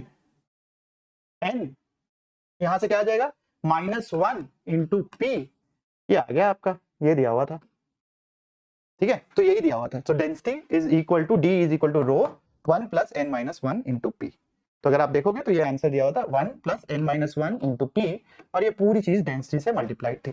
तो इंपॉर्टेंट ये था कि अगर आपको कॉन्सेप्ट पता है, आपको तरीका पता है, तो आप कभी भी अटकोगे नहीं, आप करते चले जाओ आराम से, ठीक है। तो सिंपली सब कुछ कट्टा पट्टा हो जाएगा और आपके पास आंसर आ जाएगा। सवाल बर्नौलीज का है, विंड फ्लो कर रहा है एक रूफ के पैरेलल पे, ठीक है, विंड कहां फ्लो कर रहा है, एक रूफ है उसके पैरेलल विंड फ्लो कर रहा है, अगर ये विंड फ्लो कर रहा है, इसका क्या दिया हुआ 40 मीटर पर सेकंड से विंड फ्लो कर रहा है, द एरिया दिया हुआ है इस क्रॉस सेक्शनल एरिया के, भाई ये जो छत है इसका कुछ एरिया होगा। Assuming that pressure inside the house is atmospheric pressure, यहाँ पे अंदर जो प्रेशर है या inside pressure is equal to atmospheric pressure. The force exerted by the wind on the roof and the direction. 15 का सवाल है, ये एक्सपेक्टेड सवाल है, आ सकता है आपके उसमें। अगर पेपर थोड़ा सा टफ आएगा तो ये आएगा, नहीं तो दूसरे सवाल आ सकता है। तो दिया हुआ है कि फोर्स किस डायरेक्शन में लगेगा और कैसे लगेगा, ठीक है। अब बर्नौली क्या बोलता है भाई, रूफ के ऊपर जितना प्रेशर है, मान लेते हैं यहाँ पे P1 है, प्लस रो GH, तो हाइट का तो कोई डिफरेंस है ही नहीं, बिकॉज बिल्कुल थिक, बिल्कुल थिन जो है वो छत बनी हुई है, उसकी कोई हाइट नहीं दी हुई है, तो मैं रो GH लिखता ही नहीं हूं। प्लस यहाँ पे जो काइनेटिक एनर्जी है हाफ, जो इसकी डेंसिटी है किसकी, विंड की या एयर की, इनटू V², ये हो जाएगा। That will be equal to pressure जो यहाँ पे अंदर है, अंदर वाला प्रेशर किसके बराबर है, एटमॉस्फेयर वाले प्रेशर के बराबर है, प्लस यहाँ पे जो काइनेटिक एनर्जी है वो 0 है, हवा यहाँ पे मूव नहीं कर रहा, तो हवा केवल ऊपर फ्लो कर रहा है। And this is an application of, अब जो प्लेन फ्लो करता है, प्लेन भी इसी प्रिंसिपल पे फ्लो करता है कि उसके ऊपर जो हवा होती है उसकी जो स्पीड होती है वो स्पीड ऊपर होती है, लेकिन फोर्स ऊपर की ओर लग रहा होता है, इसीलिए प्लेन जो है हवा में टिक सकता है। जितनी ज्यादा स्पीड होगी उतना ज्यादा ऊपर की ओर फोर्स लगेगा, और इसलिए उतना ज्यादा प्लेन ऊपर रहता है। तो इसीलिए अगर प्लेन को स्पीड कम करना है, तो स्पीड कम करना है तो उसको नीचे आना पड़ता है, ठीक है, और स्पीड अगर बढ़ाना है तो उसको ऊपर जाना पड़ता है। तो नाउ क्या हो जाएगा भाई, मैं लिख सकता हूं यहां से P एटमॉस्फेयर जो अंदर वाला प्रेशर है, माइनस इसको इधर ले जाते हैं, P1 is equal to half rho V², ये लिख दिया मैंने। अगर मैंने ये लिख दिया तो इसका मतलब क्या हो गया, अब भाई ये लिख दिया, प्रेशर अंदर वाला तो ऑब्वियसली ये पॉजिटिव क्वांटिटी है, तो ये प्रेशर अंदर का ज्यादा होगा, और अगर मैं इसको एरिया से मल्टीप्लाई कर दूंगा, प्रेशर इंटू एरिया, तो ये किसके बराबर होता है, pressure into area is equal to force. And इधर भी एरिया से मल्टीप्लाई कर दिया है, तो फोर्स किधर की ओर लग रहा होगा, ऊपर की ओर लग रहा होगा। तो पहले तो अपवर्ड, अपवर्ड केवल ये सही होगा, डाउनवर्ड तो नहीं लगेगा, फोर्स ऊपर ही लगेगा। तो प्लेन में भी यही होता है, ऊपर से अगर फ्लो कर रहा होता है हवा तो फोर्स हमेशा ऊपर की ओर लग रहा होता है, तो फोर्स ऊपर की ओर लगेगा, तो अपवर्ड फोर्स लगा दो भाई। और कितना लगेगा, हाफ रो V² इंटू ए लगेगा। अब डाल देते हैं वैल्यूज, हाफ 1.2 इन, मतलब ये तो केजी पर मीटर क्यूब में दिया हुआ है, इंटू V², 40 का स्क्वायर कितना हो जाएगा 16, into 10 into 10 100, into area, area कितना दिया 250, 250 तो कर लो भाई कितना है, 1 2 3 16, ये हो गया 4 इंटू 4, तो ये हो गया 0.6 इंटू 4 इंटू 4, 4 इंटू 4 क्यों किया, देखो 25, इसको 25 किया इंटू 10⁻³ कर लो, ये और ये, ठीक है। 25 इंटू 4 क्या हो जाएगा 100, तो ये तो आसान हो गया। और ये कितना होता है 2.4, तो 2.4 कर दिया मैंने इंटू 100, तो 10⁻5 किधर की ओर, अपवर्ड्स। तो ये आ जाएगा आंसर 2.4 इंटू 10⁻5 किधर, अपवर्ड्स। ओके, गॉट इट, चलो परफेक्ट, आगे बढ़ जाते हैं भाई। अब नया टॉपिक है, ब्रेक ले लो एक, और जल्दी से पॉज करो वीडियो को, फटाफट पानी वानी पी के, जो भी ब्रेक लेना है ब्रेक लेके आ जाओ वापस से इस वीडियो पे, तब तक मैं भी पानी पी लेता हूं।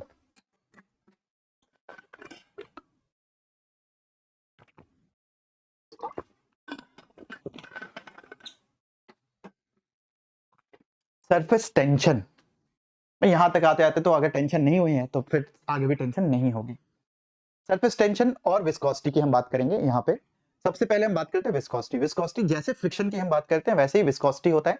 इट इज, जब भी लिक्विड मूव करता है, जब भी कोई थिक हनी हो गया या कोई भी आपने ऑयल हो गया, वो जब मूव करता है, थिक जब कोई लिक्विड होता है, तो एक सरफेस और दूसरे सरफेस के बीच में फ्रिक्शन लगाता है, उसको हम विस्कोसिटी बोलते हैं in layman terms. And viscosity is nothing but, अगर हम बात करें तो viscosity is shearing stress upon, जो यहां से होता है विस्कोसिटी इज स्ट्रेन का rate, shearing stress upon strain का rate, which is d∅/dt।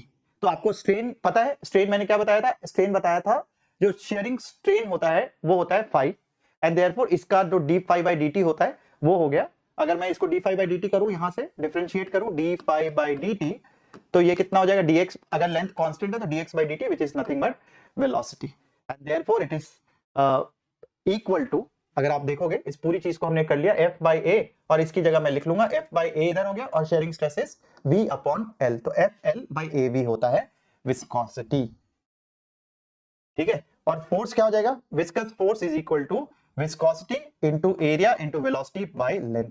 Again इसके ऊपर क्वेश्चंस नहीं आए हैं और आगे भी आई एम होपफुल कि नहीं आएंगे, लेकिन इन दोनों के ऊपर क्वेश्चंस आते हैं, विच इज अगर कोई चीज पानी के अंदर है तो उसके ऊपर, अगर विस्कस पानी के अंदर है तो बायोंसी तो लगेगा ही लगेगा, एक ड्रैग फोर्स भी ऊपर की ओर लगेगा। जैसे आपने काइनेमेटिक्स में पढ़ा होगा कि हवा से अगर कोई चीज जा रही है और हवा अगर कोई अपना फोर्स भी लगाता है, जनरली हम हवा को नेग्लेक्ट कर देते हैं, वैक्यूम की बात करते हैं, लेकिन अगर हवा फोर्स लगा रहा है तो ऊपर की ओर क्या लगाएगा, ड्रैग फोर्स लगाएगा, उसको हम ड्रैग फोर्स बोलते हैं या फिर विस्कस फोर्स भी बोलते हैं। एंड देयरफॉर विस्कस फोर्स जो होता है वो होता है 6 pi into viscosity into R into V. तो यहाँ पे इंपॉर्टेंट क्या है, दिस फोर्स, अगर मैं 6 पाई किसी फ्लूइड की बात करूं तो ये तो कांस्टेंट है, तो it is directly proportional to R and it is directly proportional to we.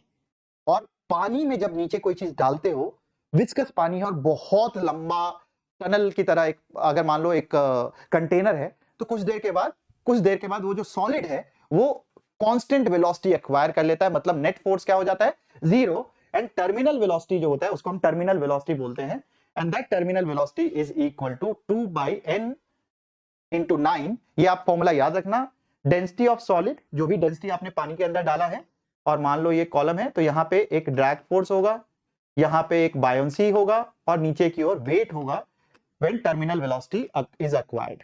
जब टर्मिनल वेलोसिटी होगा तो ऊपर वाला force buoyancy force plus drag force will be equal to weight of the solid, और वहां से टर्मिनल वेलोसिटी आता है, वो कितना होता है 2/9 pi density of the solid minus density of the liquid, obviously density of the solid ज्यादा होगा तभी नीचे की ओर जा रहा है, इनटू आर स्क्वायर, जो इसका जो मतलब अज्यूम कर रहे हैं कि डेंसिटी जो है स्फेरिकल है, तो उसका जो रेडियस है उसका स्क्वायर इंटू जी, ठीक है। और ड्रैग फोर्स भी यहाँ पे जो रेडियस है ये रेडियस ऑफ द सॉलिड ही है, तो इसकी जो वेलोसिटी होगी drag force is equal to इसका रेडियस इंटू इसकी वेलोसिटी। तो टर्मिनल वेलोसिटी किसके प्रोपोर्शनल हो गया, अगर डेंसिटी दोनों की कॉमन है, विस्कोसिटी भी कॉमन है, तो it is directly proportional to R square. और इसके ऊपर एक क्वेश्चन आया हुआ है, ठीक है, कि ये जो है ये किसके प्रोपोर्शनल है, ये प्रोपोर्शनल है आर और वी के, वी इज यहाँ पे द स्पीड, और टर्मिनल वेलोसिटी किसके प्रोपोर्शनल है, आर स्क्वायर के प्रोपोर्शनल है, ठीक है। तो ये आप नोट कर लेना यहाँ पे, it is very important.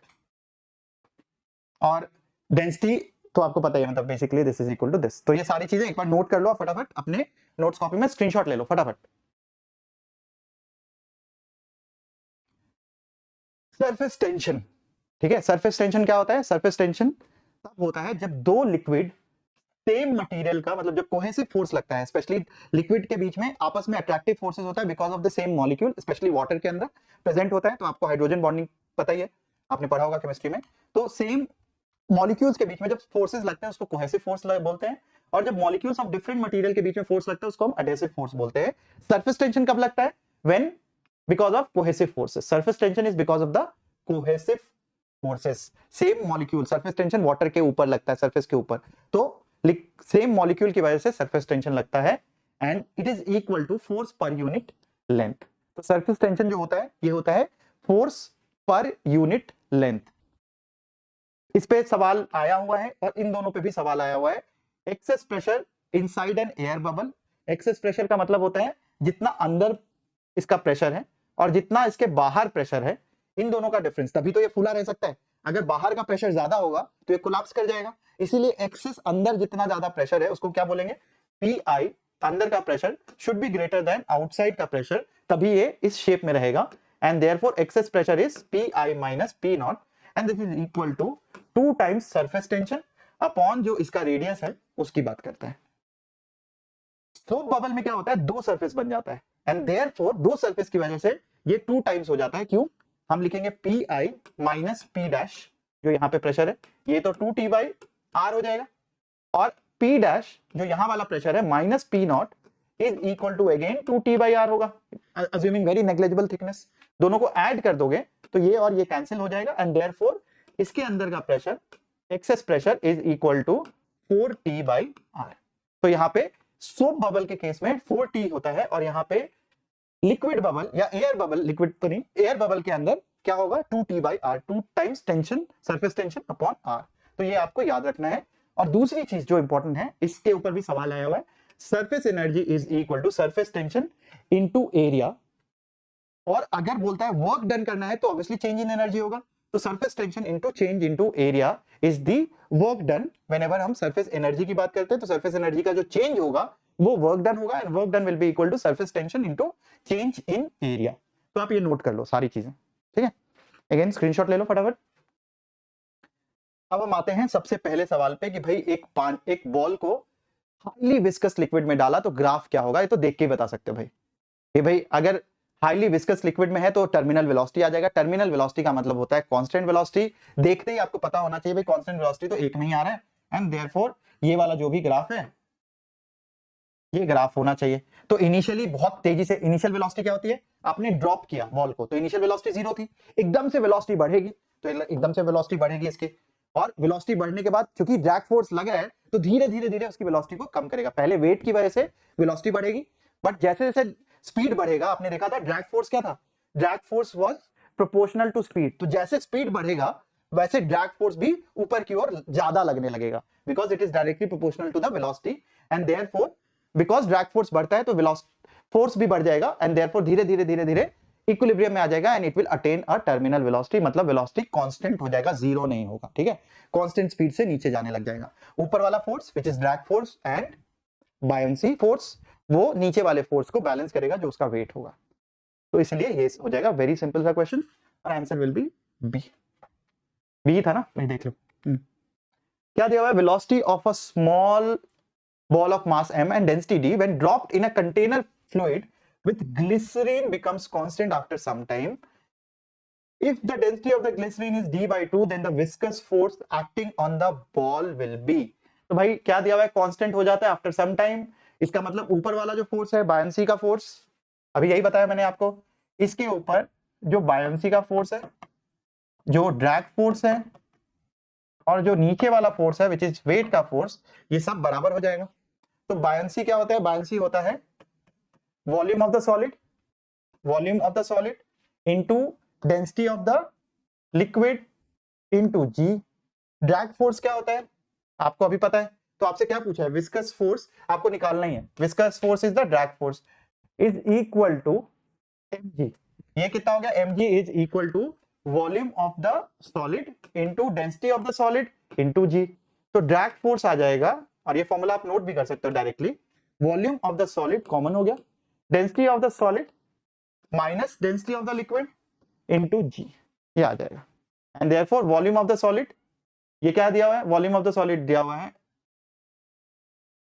Is velocity of the ball of density when dropped in, ये लिखा ना, अच्छा ठीक है, इसकी जरूरत ही नहीं पड़ेगी हमें। तो ये आ जाएगा volume of the solid into density of the solid, ये दिया हुआ है d minus D by two into G, and therefore volume of the solid, ये ऊपर d minus D by two क्या हो जाएगा, d बाई टू, और ये कितना हो जाएगा, this is m into G. Volume of the solid into density of the solid is equal to mass of the solid into G by two, तो ये आ जाएगा mg बाई टू, है ना। तो ये सिंपल है, वैसे भी mg से कम ही होगा, तो ये तो नहीं होता, ये भी नहीं होता, तो ये नहीं दोनों में से ऑप्शन था, क्योंकि अगर ड्रैग फोर्स लग रहा है तो वेट के बराबर तो नहीं होगा ना, वेट से तो थोड़ा कम ही होगा, एंड देयरफॉर इधर दिस और this will be the answer, drag force उसके बराबर होगा।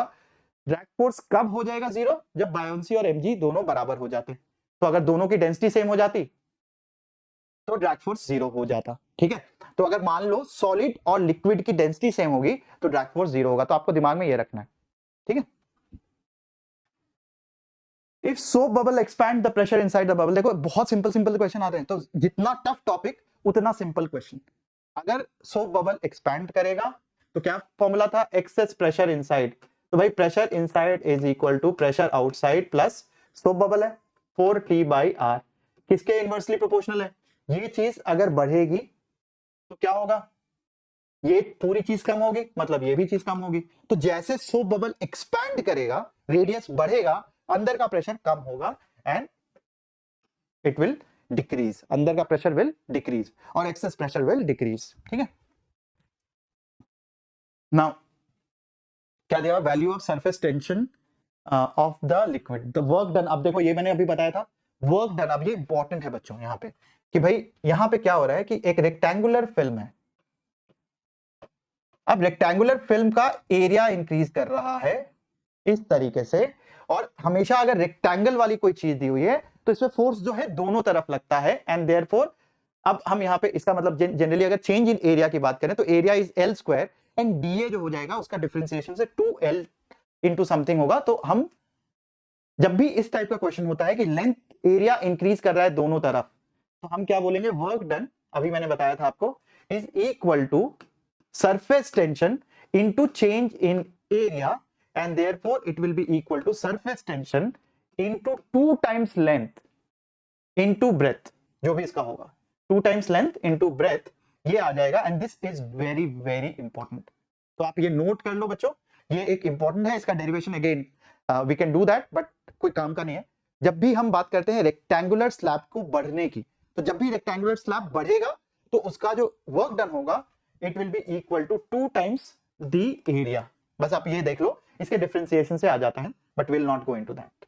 तो क्या हो जाएगा, सरफेस टेंशन दिया हुआ है आपका, अच्छा पूछा ही हुआ, तो वर्क डन दिया हुआ है यहाँ पे 3 into 10 raise to power -4 is equal to surface tension into 2 times जो चेंज इन एरिया होगा, सो 2 टाइम्स डेल्टा ए आ जाएगा, 2 टाइम्स चेंज इन एरिया। इसको इस तरीके से लिख लेते हैं, it is 2 times change in area. 2 times change in area कितना हो जाएगा, 4 into 2 which is equal to 8 और उधर क्या हो गया 20, तो चेंज होता है final which is 20 minus 8 and therefore it will be equal to surface tension will be equal to 3 into 10 raised to power -4 divided by 2 times 12। तो ये हो गया 4 into 8। अब आप देख लो यहाँ से क्या आ जाएगा, और 10 raised to power -4 है, आप देखो, और सेंटीमीटर है, तो यहाँ पे मीटर, इसको आप चेंज कर लेना मीटर स्क्वायर में, तो क्या हो जाएगा, अगर हम यहाँ पे करते हैं, एक बार मैं फिर से लिख देता हूँ यहाँ पे, 3 into 10 raised to power -4 is equal to surface tension multiplied by 2 multiplied by 12 into 10 raised to power -4। ये क्यों किया, क्योंकि यहाँ पे सेंटीमीटर में दिया हुआ है, तो ये याद कर लेना 1 centimetre square is equal to 10 raised to power -4 metre square. तो यहाँ पे इसको मीटर स्क्वायर में आप कन्वर्ट करने के लिए आपने इसको मल्टीप्लाई किया, तो ये और ये कैंसिल हो गया और ये आ गया 3/2 इंटू 12 इज सरफेस टेंशन, ये हो गया 4 and therefore this is equal to 1/8 which is 0.125। तो 0.125 is the right answer। तो इसमें इंपॉर्टेंट है कि जब भी रेक्टेंगुलर स्लैब का एरिया बढ़ेगा तो work done will be equal to, because work done is force into displacement, वहां से वर्क डन आता है, और फोर्स क्या होता है, एक्चुअली फोर्स दोनों सरफेस पे लग रहा होता है एंड देयरफॉर ट्वाइस होता है वर्क डन। तो ये हमेशा याद रखना, work done is equal to tension into 2 times change in area. यहां क्या दिया है, a certain number of spherical drops of liquid radius r coalesces to form a single drop of radius r and volume v। ठीक है, if t is the surface tension of the liquid then energy की again बात कर रहा है, तो यहाँ पे अगेन एनर्जी की बात कर रहा है, इसको भी डिफरेंशिएशन से करते हैं बट सिंपल सबसे पहले रूल करते हैं कि जब भी लिक्विड कोलेस करता है और बड़ा लिक्विड बनता है तो एनर्जी रिलीज करता है। ठीक है, सबसे पहले एनर्जी रिलीज करता है, तो इसलिए एनर्जी रिलीज करेगा, या तो ये होगा या तो ये होगा, इनमें से कोई ना कोई एक होगा। एंड ये अगर मुझे निकालना है तो एनर्जी क्या होता है, energy is equal to surface tension, और यहाँ पे स्फेरिकल है तो ये हम यहाँ पे सिंपली चेंज इन एरिया की बात करेंगे, सरफेस एरिया की बात करेंगे। अगेन सरफेस एरिया का जो चेंज होगा वो हो जाएगा 4 पाई, चेंज क्या हो गया, फाइनल जो है R square minus 4 pi small R square, ये आ जाएगा। ठीक है, सरफेस एरिया का change 4 pi R square minus 4 pi R square आ गया।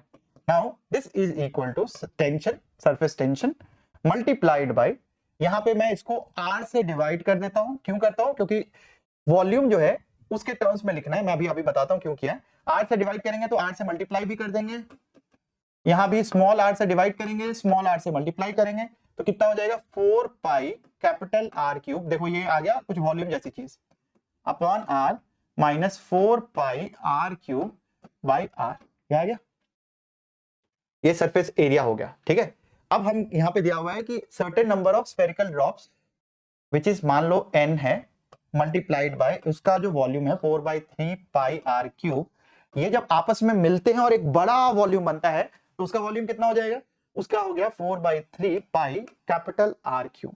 ठीक है, तो इसका मतलब मैं लिख सकता हूं n मल्टीप्लाइड बाई 4, और यहां भी n होगा, सॉरी। ठीक है, तो यहां पे क्योंकि इसका सरफेस एरिया कितना होगा, सबका surface area is n times उतना सरफेस एरिया। ठीक है, तो 4 पाई यहां पे क्या लिखेंगे हम, R cube divided by 3 is equal to 4 pi R cube by 3, यही लिखेंगे। तो अब यहां से क्या हो जाएगा भाई, 4 पाई R क्यूब, ये तो 3 कैंसिल हो गया, n into 4 pi R cube, n into 4 pi R cube, ये किसके बराबर है, ये है 4 पाई R क्यूब के बराबर। इसीलिए हमने उसको R से डिवाइड किया था, R से मल्टीप्लाई किया था, एंड देयरफॉर हम यहां पे लिख सकते हैं energy is equal to surface tension multiplied by 4 pi R cube divided by R minus इसको n into 4 pi R cube, n into 4 pi R cube किसके बराबर है, ये हो गया फिर से 4 पाई R क्यूब के ही बराबर अपॉन स्मॉल r, ये आ गया। और ये अब मैं लिख लूंगा t into 4 pi R cube is multiplied by 1 by R minus 1 by R, this is equal to this, and हमें ये क्या हो जाएगा, यहाँ पे इसको हम बाई 3 इंटू 3 करेंगे तो ये वॉल्यूम आ जाएगा, तो हम लिख लेंगे बाई 3 मल्टीप्लाइड बाई 3, तो 3 इंटू टी इंटू वी, और ये हो गया 1 by R minus 1 by R. This is the energy. जब भी हम बात करते हैं ये एनर्जी एब्जॉर्ब हो रही है, और अगर एनर्जी रिलीज की बात करते हैं तो एनर्जी रिलीज, हम यहाँ पे इतनी एनर्जी एब्जॉर्ब करोगे, this is energy absorb. Energy release क्या हो जाएगा, इसका उल्टा हो जाएगा, negative of this, and therefore whenever the liquid, बहुत सारे छोटे छोटे सरफेस मिलके जब बड़ा वॉल्यूम बनता है तो एनर्जी जो है रिलीज होगा, एंड एनर्जी कितना रिलीज होगा, 3vt 1 बाई आर, इसका उल्टा माइनस ऑफ दिस, तो 1 by R minus 1 by R, and therefore this will be the right answer. तो इतना एनर्जी विल बी रिलीज्ड। तो बेसिकली मैंने जो पहले बोला था एब्जॉर्ब होता है, तो बेसिकली जब भी हम बहुत सारे छोटे छोटे सरफेस को मिला के बड़ा सरफेस बनाते हैं तो एनर्जी एब्जॉर्ब करते हो तब वो बनता है, और उसका उल्टा energy release will be equal to this. ठीक है, तो जनरली एनर्जी रिलीज ही होता है because R minus R will be positive. तो सही है, मतलब capital R minus R is positive, so इतना एनर्जी रिलीज हो रहा है सिस्टम में। ठीक है, okay, soap bubble having radius इतना is blown from a detergent solution having surface tension. चलो अब इस क्वेश्चन को देखते हैं ढंग से। क्या दिया, soap bubble having a radius of 1 millimetre is blown from a detergent solution having a surface tension of this much, the pressure inside is equal, inside the bubble, बोलता है प्रेशर, एक्सेस प्रेशर जो bubble के अंदर है, pressure inside the bubble is equal to the pressure at a point Z0 below the free surface of the water in a container. तो इसका मतलब एक बबल है, सोप बबल, उसके अंदर का जो प्रेशर है, मान लो सोप बबल यहां रखा हुआ है, एटमॉस्फेयर प्रेशर यहां पे है, तो क्या हो जाएगा, इसके अंदर का pressure is equal to atmospheric pressure plus soap bubble ही है ना, तो सोप बबल में होता है 4T/R। ठीक है, ये इतना हो गया। अब बोलता है this pressure is equal to a pressure at a point Z0 below the free surface of the container.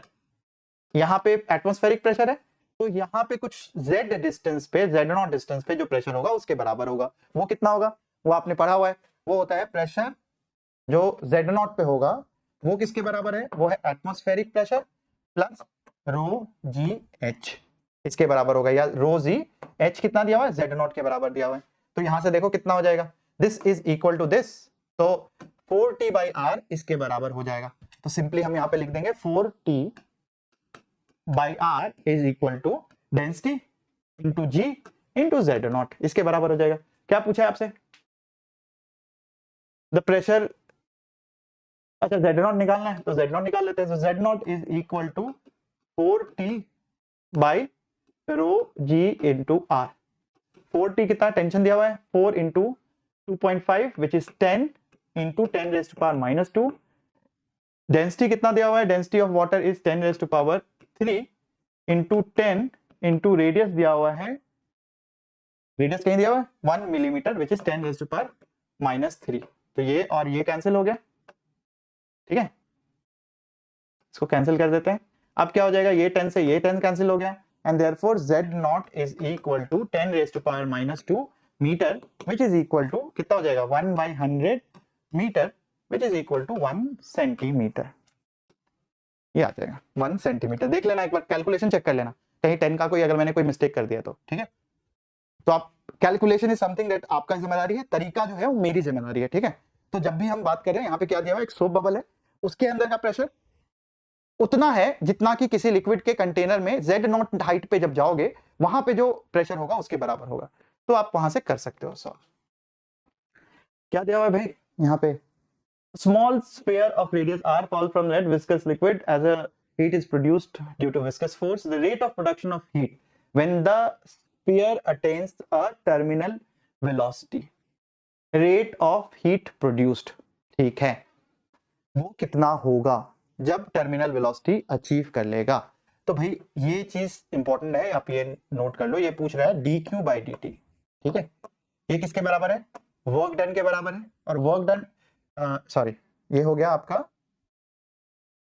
Q is equal to, आपने पढ़ा होगा Q इज इक्वल टू क्या होता है, वर्क डन होता है।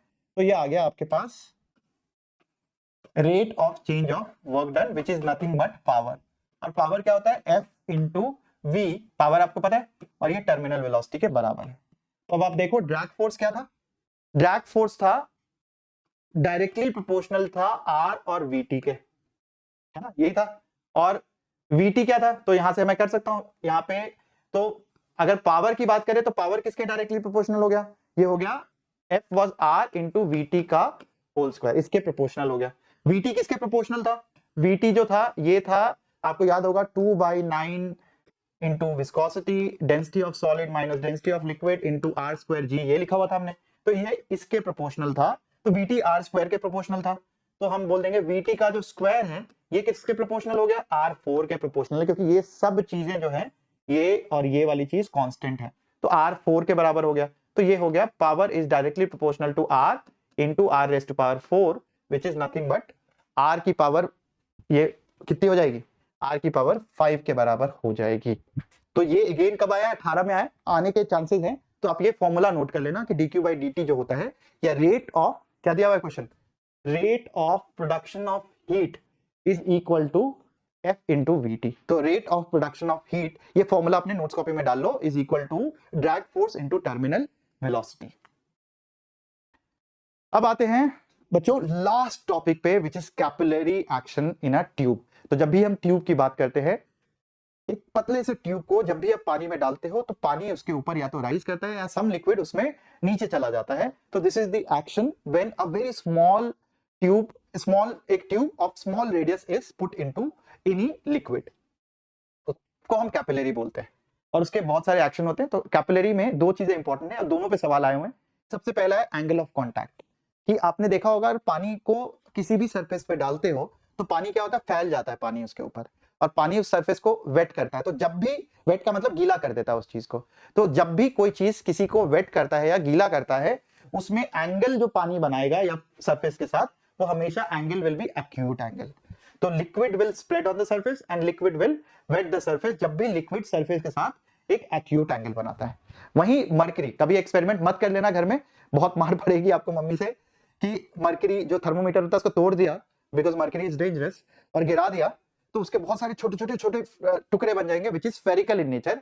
और वो हमेशा क्या करेगा, वो सरफेस के साथ किस टाइप का एंगल बनाएगा, ऑब्ट्यूज एंगल बनाएगा। और जब भी लिक्विड ऑब्ट्यूज एंगल बनाता है तो वहां पे liquid will not wet the surface, मतलब वो सरफेस को गीला नहीं करेगा, बल्कि स्फेरिकल सरफेस बना के उसमें गोल गोल घूमता रहेगा। बहुत सारे मरकरी के ड्रॉपलेट्स बन जाएंगे, जैसे ही आपने थर्मोमीटर को तोड़ा। बचपन में बहुत क्यूरियस होता था तो एक्सपेरिमेंट करी थी मैंने, बहुत सारी, बहुत मार भी खाया था मैंने, ठीक है। तो ये हो जाएगा। तो दिस इज फर्स्ट केस। और सेकेंड केस इज कि जब भी आप, जब मैंने बताया कि जैसे ही आप किसी भी एक पतले से ट्यूब को पानी के अंदर या किसी भी फ्लूइड के अंदर डालते हो, तो उसमें फ्लूइड या तो राइज करेगा, या फ्लूइड जो है, मान लो फ्लूइड ऐसे रखा हुआ था, उसके अंदर आपने रखा, तो ये फ्लूइड जो है ये इसके ऊपर राइज कर जाता है। और ये जो हाइट होता है, this height is equal to 2 times surface tension upon rho g R. R is basically capital R is, यहाँ पे ये जो लिक्विड है, इस लिक्विड का जो रेडियस होता है ये कैपिटल आर है, और जो ट्यूब का रेडियस है वो स्मॉल आर है, and they are related by cos theta, and therefore मैं कहूंगा कि it is also equal to, जो हाइट होता है वो 2t cos theta by rho g R होता है, मतलब 2t into cos थीटा जो सरफेस टेंशन है उसका 2 टाइम्स इनटू cos थीटा ये angle upon rho g R, it is in terms of capillary. तो small r is the capillary का radius और capital R is the radius of this liquid. जो यहाँ पे contact पे जो बना रहा था उसका जो, अगर वो लिक्विड सर्किल होता या स्फीयर होता तो उसका जो रेडियस है उसकी हम बात कर रहे हैं, तो दैट इज कैपिटल R। तो ये आप फॉर्मूला याद रखना, ठीक है। Okay, the next important thing again, ये जब हम पीवाईक्यू कर रहे हैं तो पीवाईक्यू से ऐसे क्वेश्चन जो आते हैं उसको भी रखा मैंने कि जब भी एक लिक्विड राइज करता है तो ये सरफेस कॉन्केव बनता है, और जब भी डिप्रेस करता है तो एक सरफेस जो है वो कॉन्वेक्स बनता है। जब कॉन्केव सरफेस बनेगा तो जो एंगल है वो 0 से लेके वो किस तक जाता है, 0 से π/2 तक जाता है। और जब भी एक लिक्विड नीचे की ओर जाता है या सरफेस में नीचे, अगर मान लो यहाँ पे लिक्विड ये डिप्रेस कर जाता है तो वहां पे एंगल क्या होता है, दिस एंगल इज π/2 से लेके पाई तक की एंगल जाता है। एंड दिस इज लिक्विड जब ड्रॉप करता है या जब लिक्विड राइज करता है तो this are the 2 cases and this is the cos theta. क्योंकि इसकी जो मैक्सिमम वैल्यू होती है वो 0 पे cos क्या होता है, 0 पे cos 0 is 1 and cos π/2 is 0, मतलब कि पाई वहां तक जा सकता है और फिर 0 से लेके वापस ये कहां तक जाएगा, cos पाई तक जाएगा। cos पाई क्या होता है, वो होता है -1, मतलब नेगेटिव हो जाएगा, ठीक है। नाउ इस पे सवाल किस टाइप के आते हैं वो देखते हैं। सबसे पहला सवाल बिल्कुल थ्योरेटिकल है, वो क्या बोलता है, wettability of a surface depends primarily on, किस पे डिपेंड करता है भाई, विस्कोसिटी नहीं, हमारे फॉर्मूले में था ही नहीं। एंगल ऑफ कांटेक्ट पे डिपेंड करता है, मैंने बताया। तो वेटेबिलिटी जो होता है of the surface depends on not on surface tension but on the angle of contact between the surface and the liquid. तो ये आपका बेसिक, इसके ऊपर सवाल फिर से आ सकता है। कब आया था, 13 में, फिर आ सकता है। Capillary tube of radius is immersed in water, rises in it by high mass of the water is इतना, another capillary tube of radius 2r is immersed in the liquid, the mass of the water that will rise। तो यहाँ पे ये भी theory है, कब आया, 20 में है, ये फिर आ सकता है। तो ये एक्सपेक्टेड क्वेश्चन में डाल लेना, ये थ्योरी है, ठीक है। इसको थ्योरी में आप अपने कॉपी में डाल लेना। क्या दिया हुआ है, h is equal to capillary का रेडियस दिया हुआ है, ठीक है। तो उसी के टर्म्स में लिखते हैं 2t cos theta by rho g r. Mass कितना होता है, मास होता है वॉल्यूम, कैपिलरी इस तरीके से दिया हुआ है तो इसका वॉल्यूम कितना होता है, area, cross sectional area into length, ठीक है। तो मास हो गया, एक बार यहां लिख लेते हैं,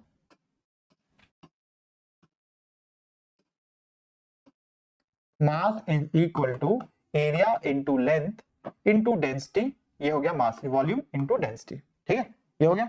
अब हम मास के टर्म्स में लिख लेते हैं, तो मास यहाँ पे क्या हो जाएगा, density will be equal to m upon a into L, ये आ गया। l क्या हो गया, लेंथ जो इसकी हाइट है, ठीक है, h, तो a इंटू एच आ जाएगा।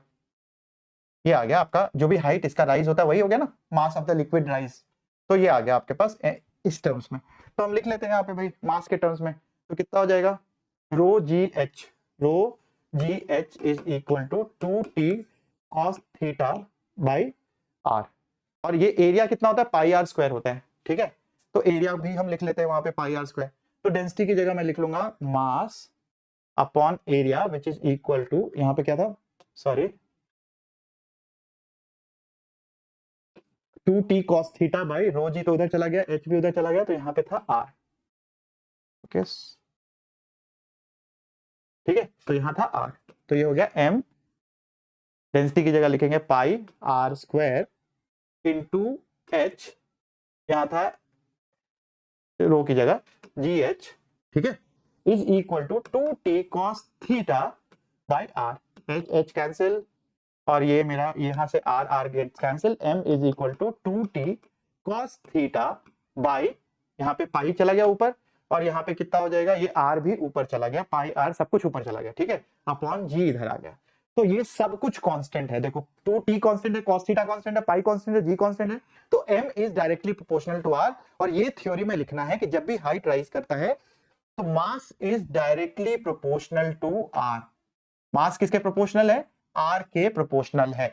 एंड देयरफॉर अगर another capillary tube of 2r, तो बेसिकली अगर एक में 5 ग्राम होगा तो जिसका रेडियस जो है दुगना होगा उसमें दुगना मास ऊपर जाएगा, and therefore it will B 10 ग्राम, ठीक है। तो ये आप थ्योरी की तरह अपने नोट्स कॉपी में डाल लोगे कि जब भी mass is directly proportional to radius, जब भी रेडियस ज्यादा हो जाएगा कैपिलरी ट्यूब का तो मास भी उतने ही प्रोपोर्शन में ज्यादा हो जाएगा। अगेन एक्सपेक्टेड क्वेश्चन, ठीक है। ये क्या क्वेश्चन पूछता है, तीन डेंसिटी है लिक्विड की रो 1 रो 2 रो 3 having the same surface tension, T rises 3 identical capillaries same height तक राइज करता है, एंगल ऑफ कांटेक्ट दिया हुआ है θ1 θ2 θ3 और वो क्या ओबे करेगा। ये तो हमें पता ही होना चाहिए कि भाई राइज करता है, अभी डिप्रेस नहीं कर रहा है। अगर कैपिलरी में राइज कर रहा है तो इस तरीके का होगा कि इस तरीके का होगा, ये बताओ। ये वाला एंगल बनाएगा और ये एंगल कहां से कहां तक जाता है भाई, ये एंगल जाता है मतलब 0 से π/2। तो सबसे पहले तो ये तो समझ में आ गया कि 0 से π/2 तो जाएगा। अब θ1 बड़ा है कि θ3 बड़ा है वो देख लेते हैं। तो हमारे पास क्या दिया हुआ है, फॉर्मूला होता है height is equal to 2t cos theta by rho g R, ये दिया हुआ है। अब h सेम है, 2t सेम है, तो क्या दिया हुआ है, और रो जी भी सेम है, कांस्टेंट है, सेम लिक्विड है। तो यहाँ नहीं, अच्छा ये दिया हुआ है, ठीक है, ओके। रो दिया है, बेसिकली रो दिया हुआ है, डेंसिटी इज रो और cos थीटा। सो बेसिकली अगर मैं ये कहूं cos थीटा बाई रो, ये है कांस्टेंट, क्योंकि सब कुछ बाकी सब कुछ कांस्टेंट है। तो इसका मतलब ये होगा कि अगर cos थीटा ये किस पे डिपेंड कर रहा है, रो पे डिपेंड कर रहा है, डायरेक्टली प्रोपोर्शनल है। तो जिसकी डेंसिटी ज्यादा होगी, किसकी डेंसिटी ज्यादा है, 1 की डेंसिटी ज्यादा है, तो cos थीटा उतना ज्यादा होगा। और थीटा आपको पता है कब ज्यादा होता है, कम एंगल पे ज्यादा होता है। ये इंपॉर्टेंट है बच्चों, ये लिख लेना कि थीटा कम एंगल पे ज्यादा होता है। Theta cos 0 is 1 and cos 90 is 0। तो कम एंगल पे ज्यादा होता है, तो इसके डायरेक्टली प्रोपोर्शनल है। तो इसका मतलब है अगर थीटा डेंसिटी 1 डेंसिटी 2 से ज्यादा है और डेंसिटी 3 से ज्यादा है, तो cos थीटा क्या हो जाएगा, cos theta 1 will be greater than cos theta 2 is greater than cos theta 3 and this means that theta 1 is less than theta 2 is less than theta 3। तो theta 3 सबसे ज्यादा होगा और theta 1 सबसे कम होगा। तो और वो कहां से कहां तक लाई करेगा भाई, ये 0 से लेके ये π/2 तक लाई करेगा, बिकॉज राइज कर रहा है। तो हमने कहा था इसका कंडीशन क्या होता है, यहाँ पे थीटा जो है 0 से π/2 तक लाई करता है। देयरफॉर 0 से लेके π/2 तक लाई करने वाला कौन कौन सा ऑप्शन है, एक ये है और एक ये है। बट यहाँ पे थीटा 3 इज लेस देन 0 तो ये गलत हो जाएगा। तो therefore this is the right answer, A is the right answer. Again अच्छा क्वेश्चन था, ये आना नहीं चाहिए, इट्स अ गुड क्वेश्चन। यहां पे भी मैथ्स आ रहा है बहुत ज्यादा, वहां अब इस टाइप के सवाल नहीं आ रहे हैं 4 साल से। तो देखते हैं, तो बस यही है बच्चों, फ्लूइड हमारा सॉलिड और फ्लूइड कंक्लूड होता है। एक बार क्विकली अभी इस लेक्चर के अंत में असाइनमेंट पिक करो, असाइनमेंट के सारे क्वेश्चन अभी लगा लो और एक बार वापस से फास्ट स्पीड पे इस वीडियो को दोबारा देख लो। अगर कोई क्वेश्चन जहां पे भी आप अटक रहे हो उसको दोबारा देख लेना, it will definitely going to help you. ठीक है बच्चों, all the very best and see you in my next lecture. तब तक के लिए मेहनत करते रहो और अपने आप पे विश्वास करते रहो। अपने नाम के आगे डॉक्टर लगा के एक दीवार पे चिपका दो, डॉक्टर दिस दिस दिस। ठीक है, अगर डॉक्टर बनना है तो अपने अंदर वो आग जगाओ जिससे कि पूरे नीट के एग्जाम तक एक भी दिन एक भी पल आप वेस्ट नहीं करो। ठीक है, चलो ऑल द बेस्ट बच्चों।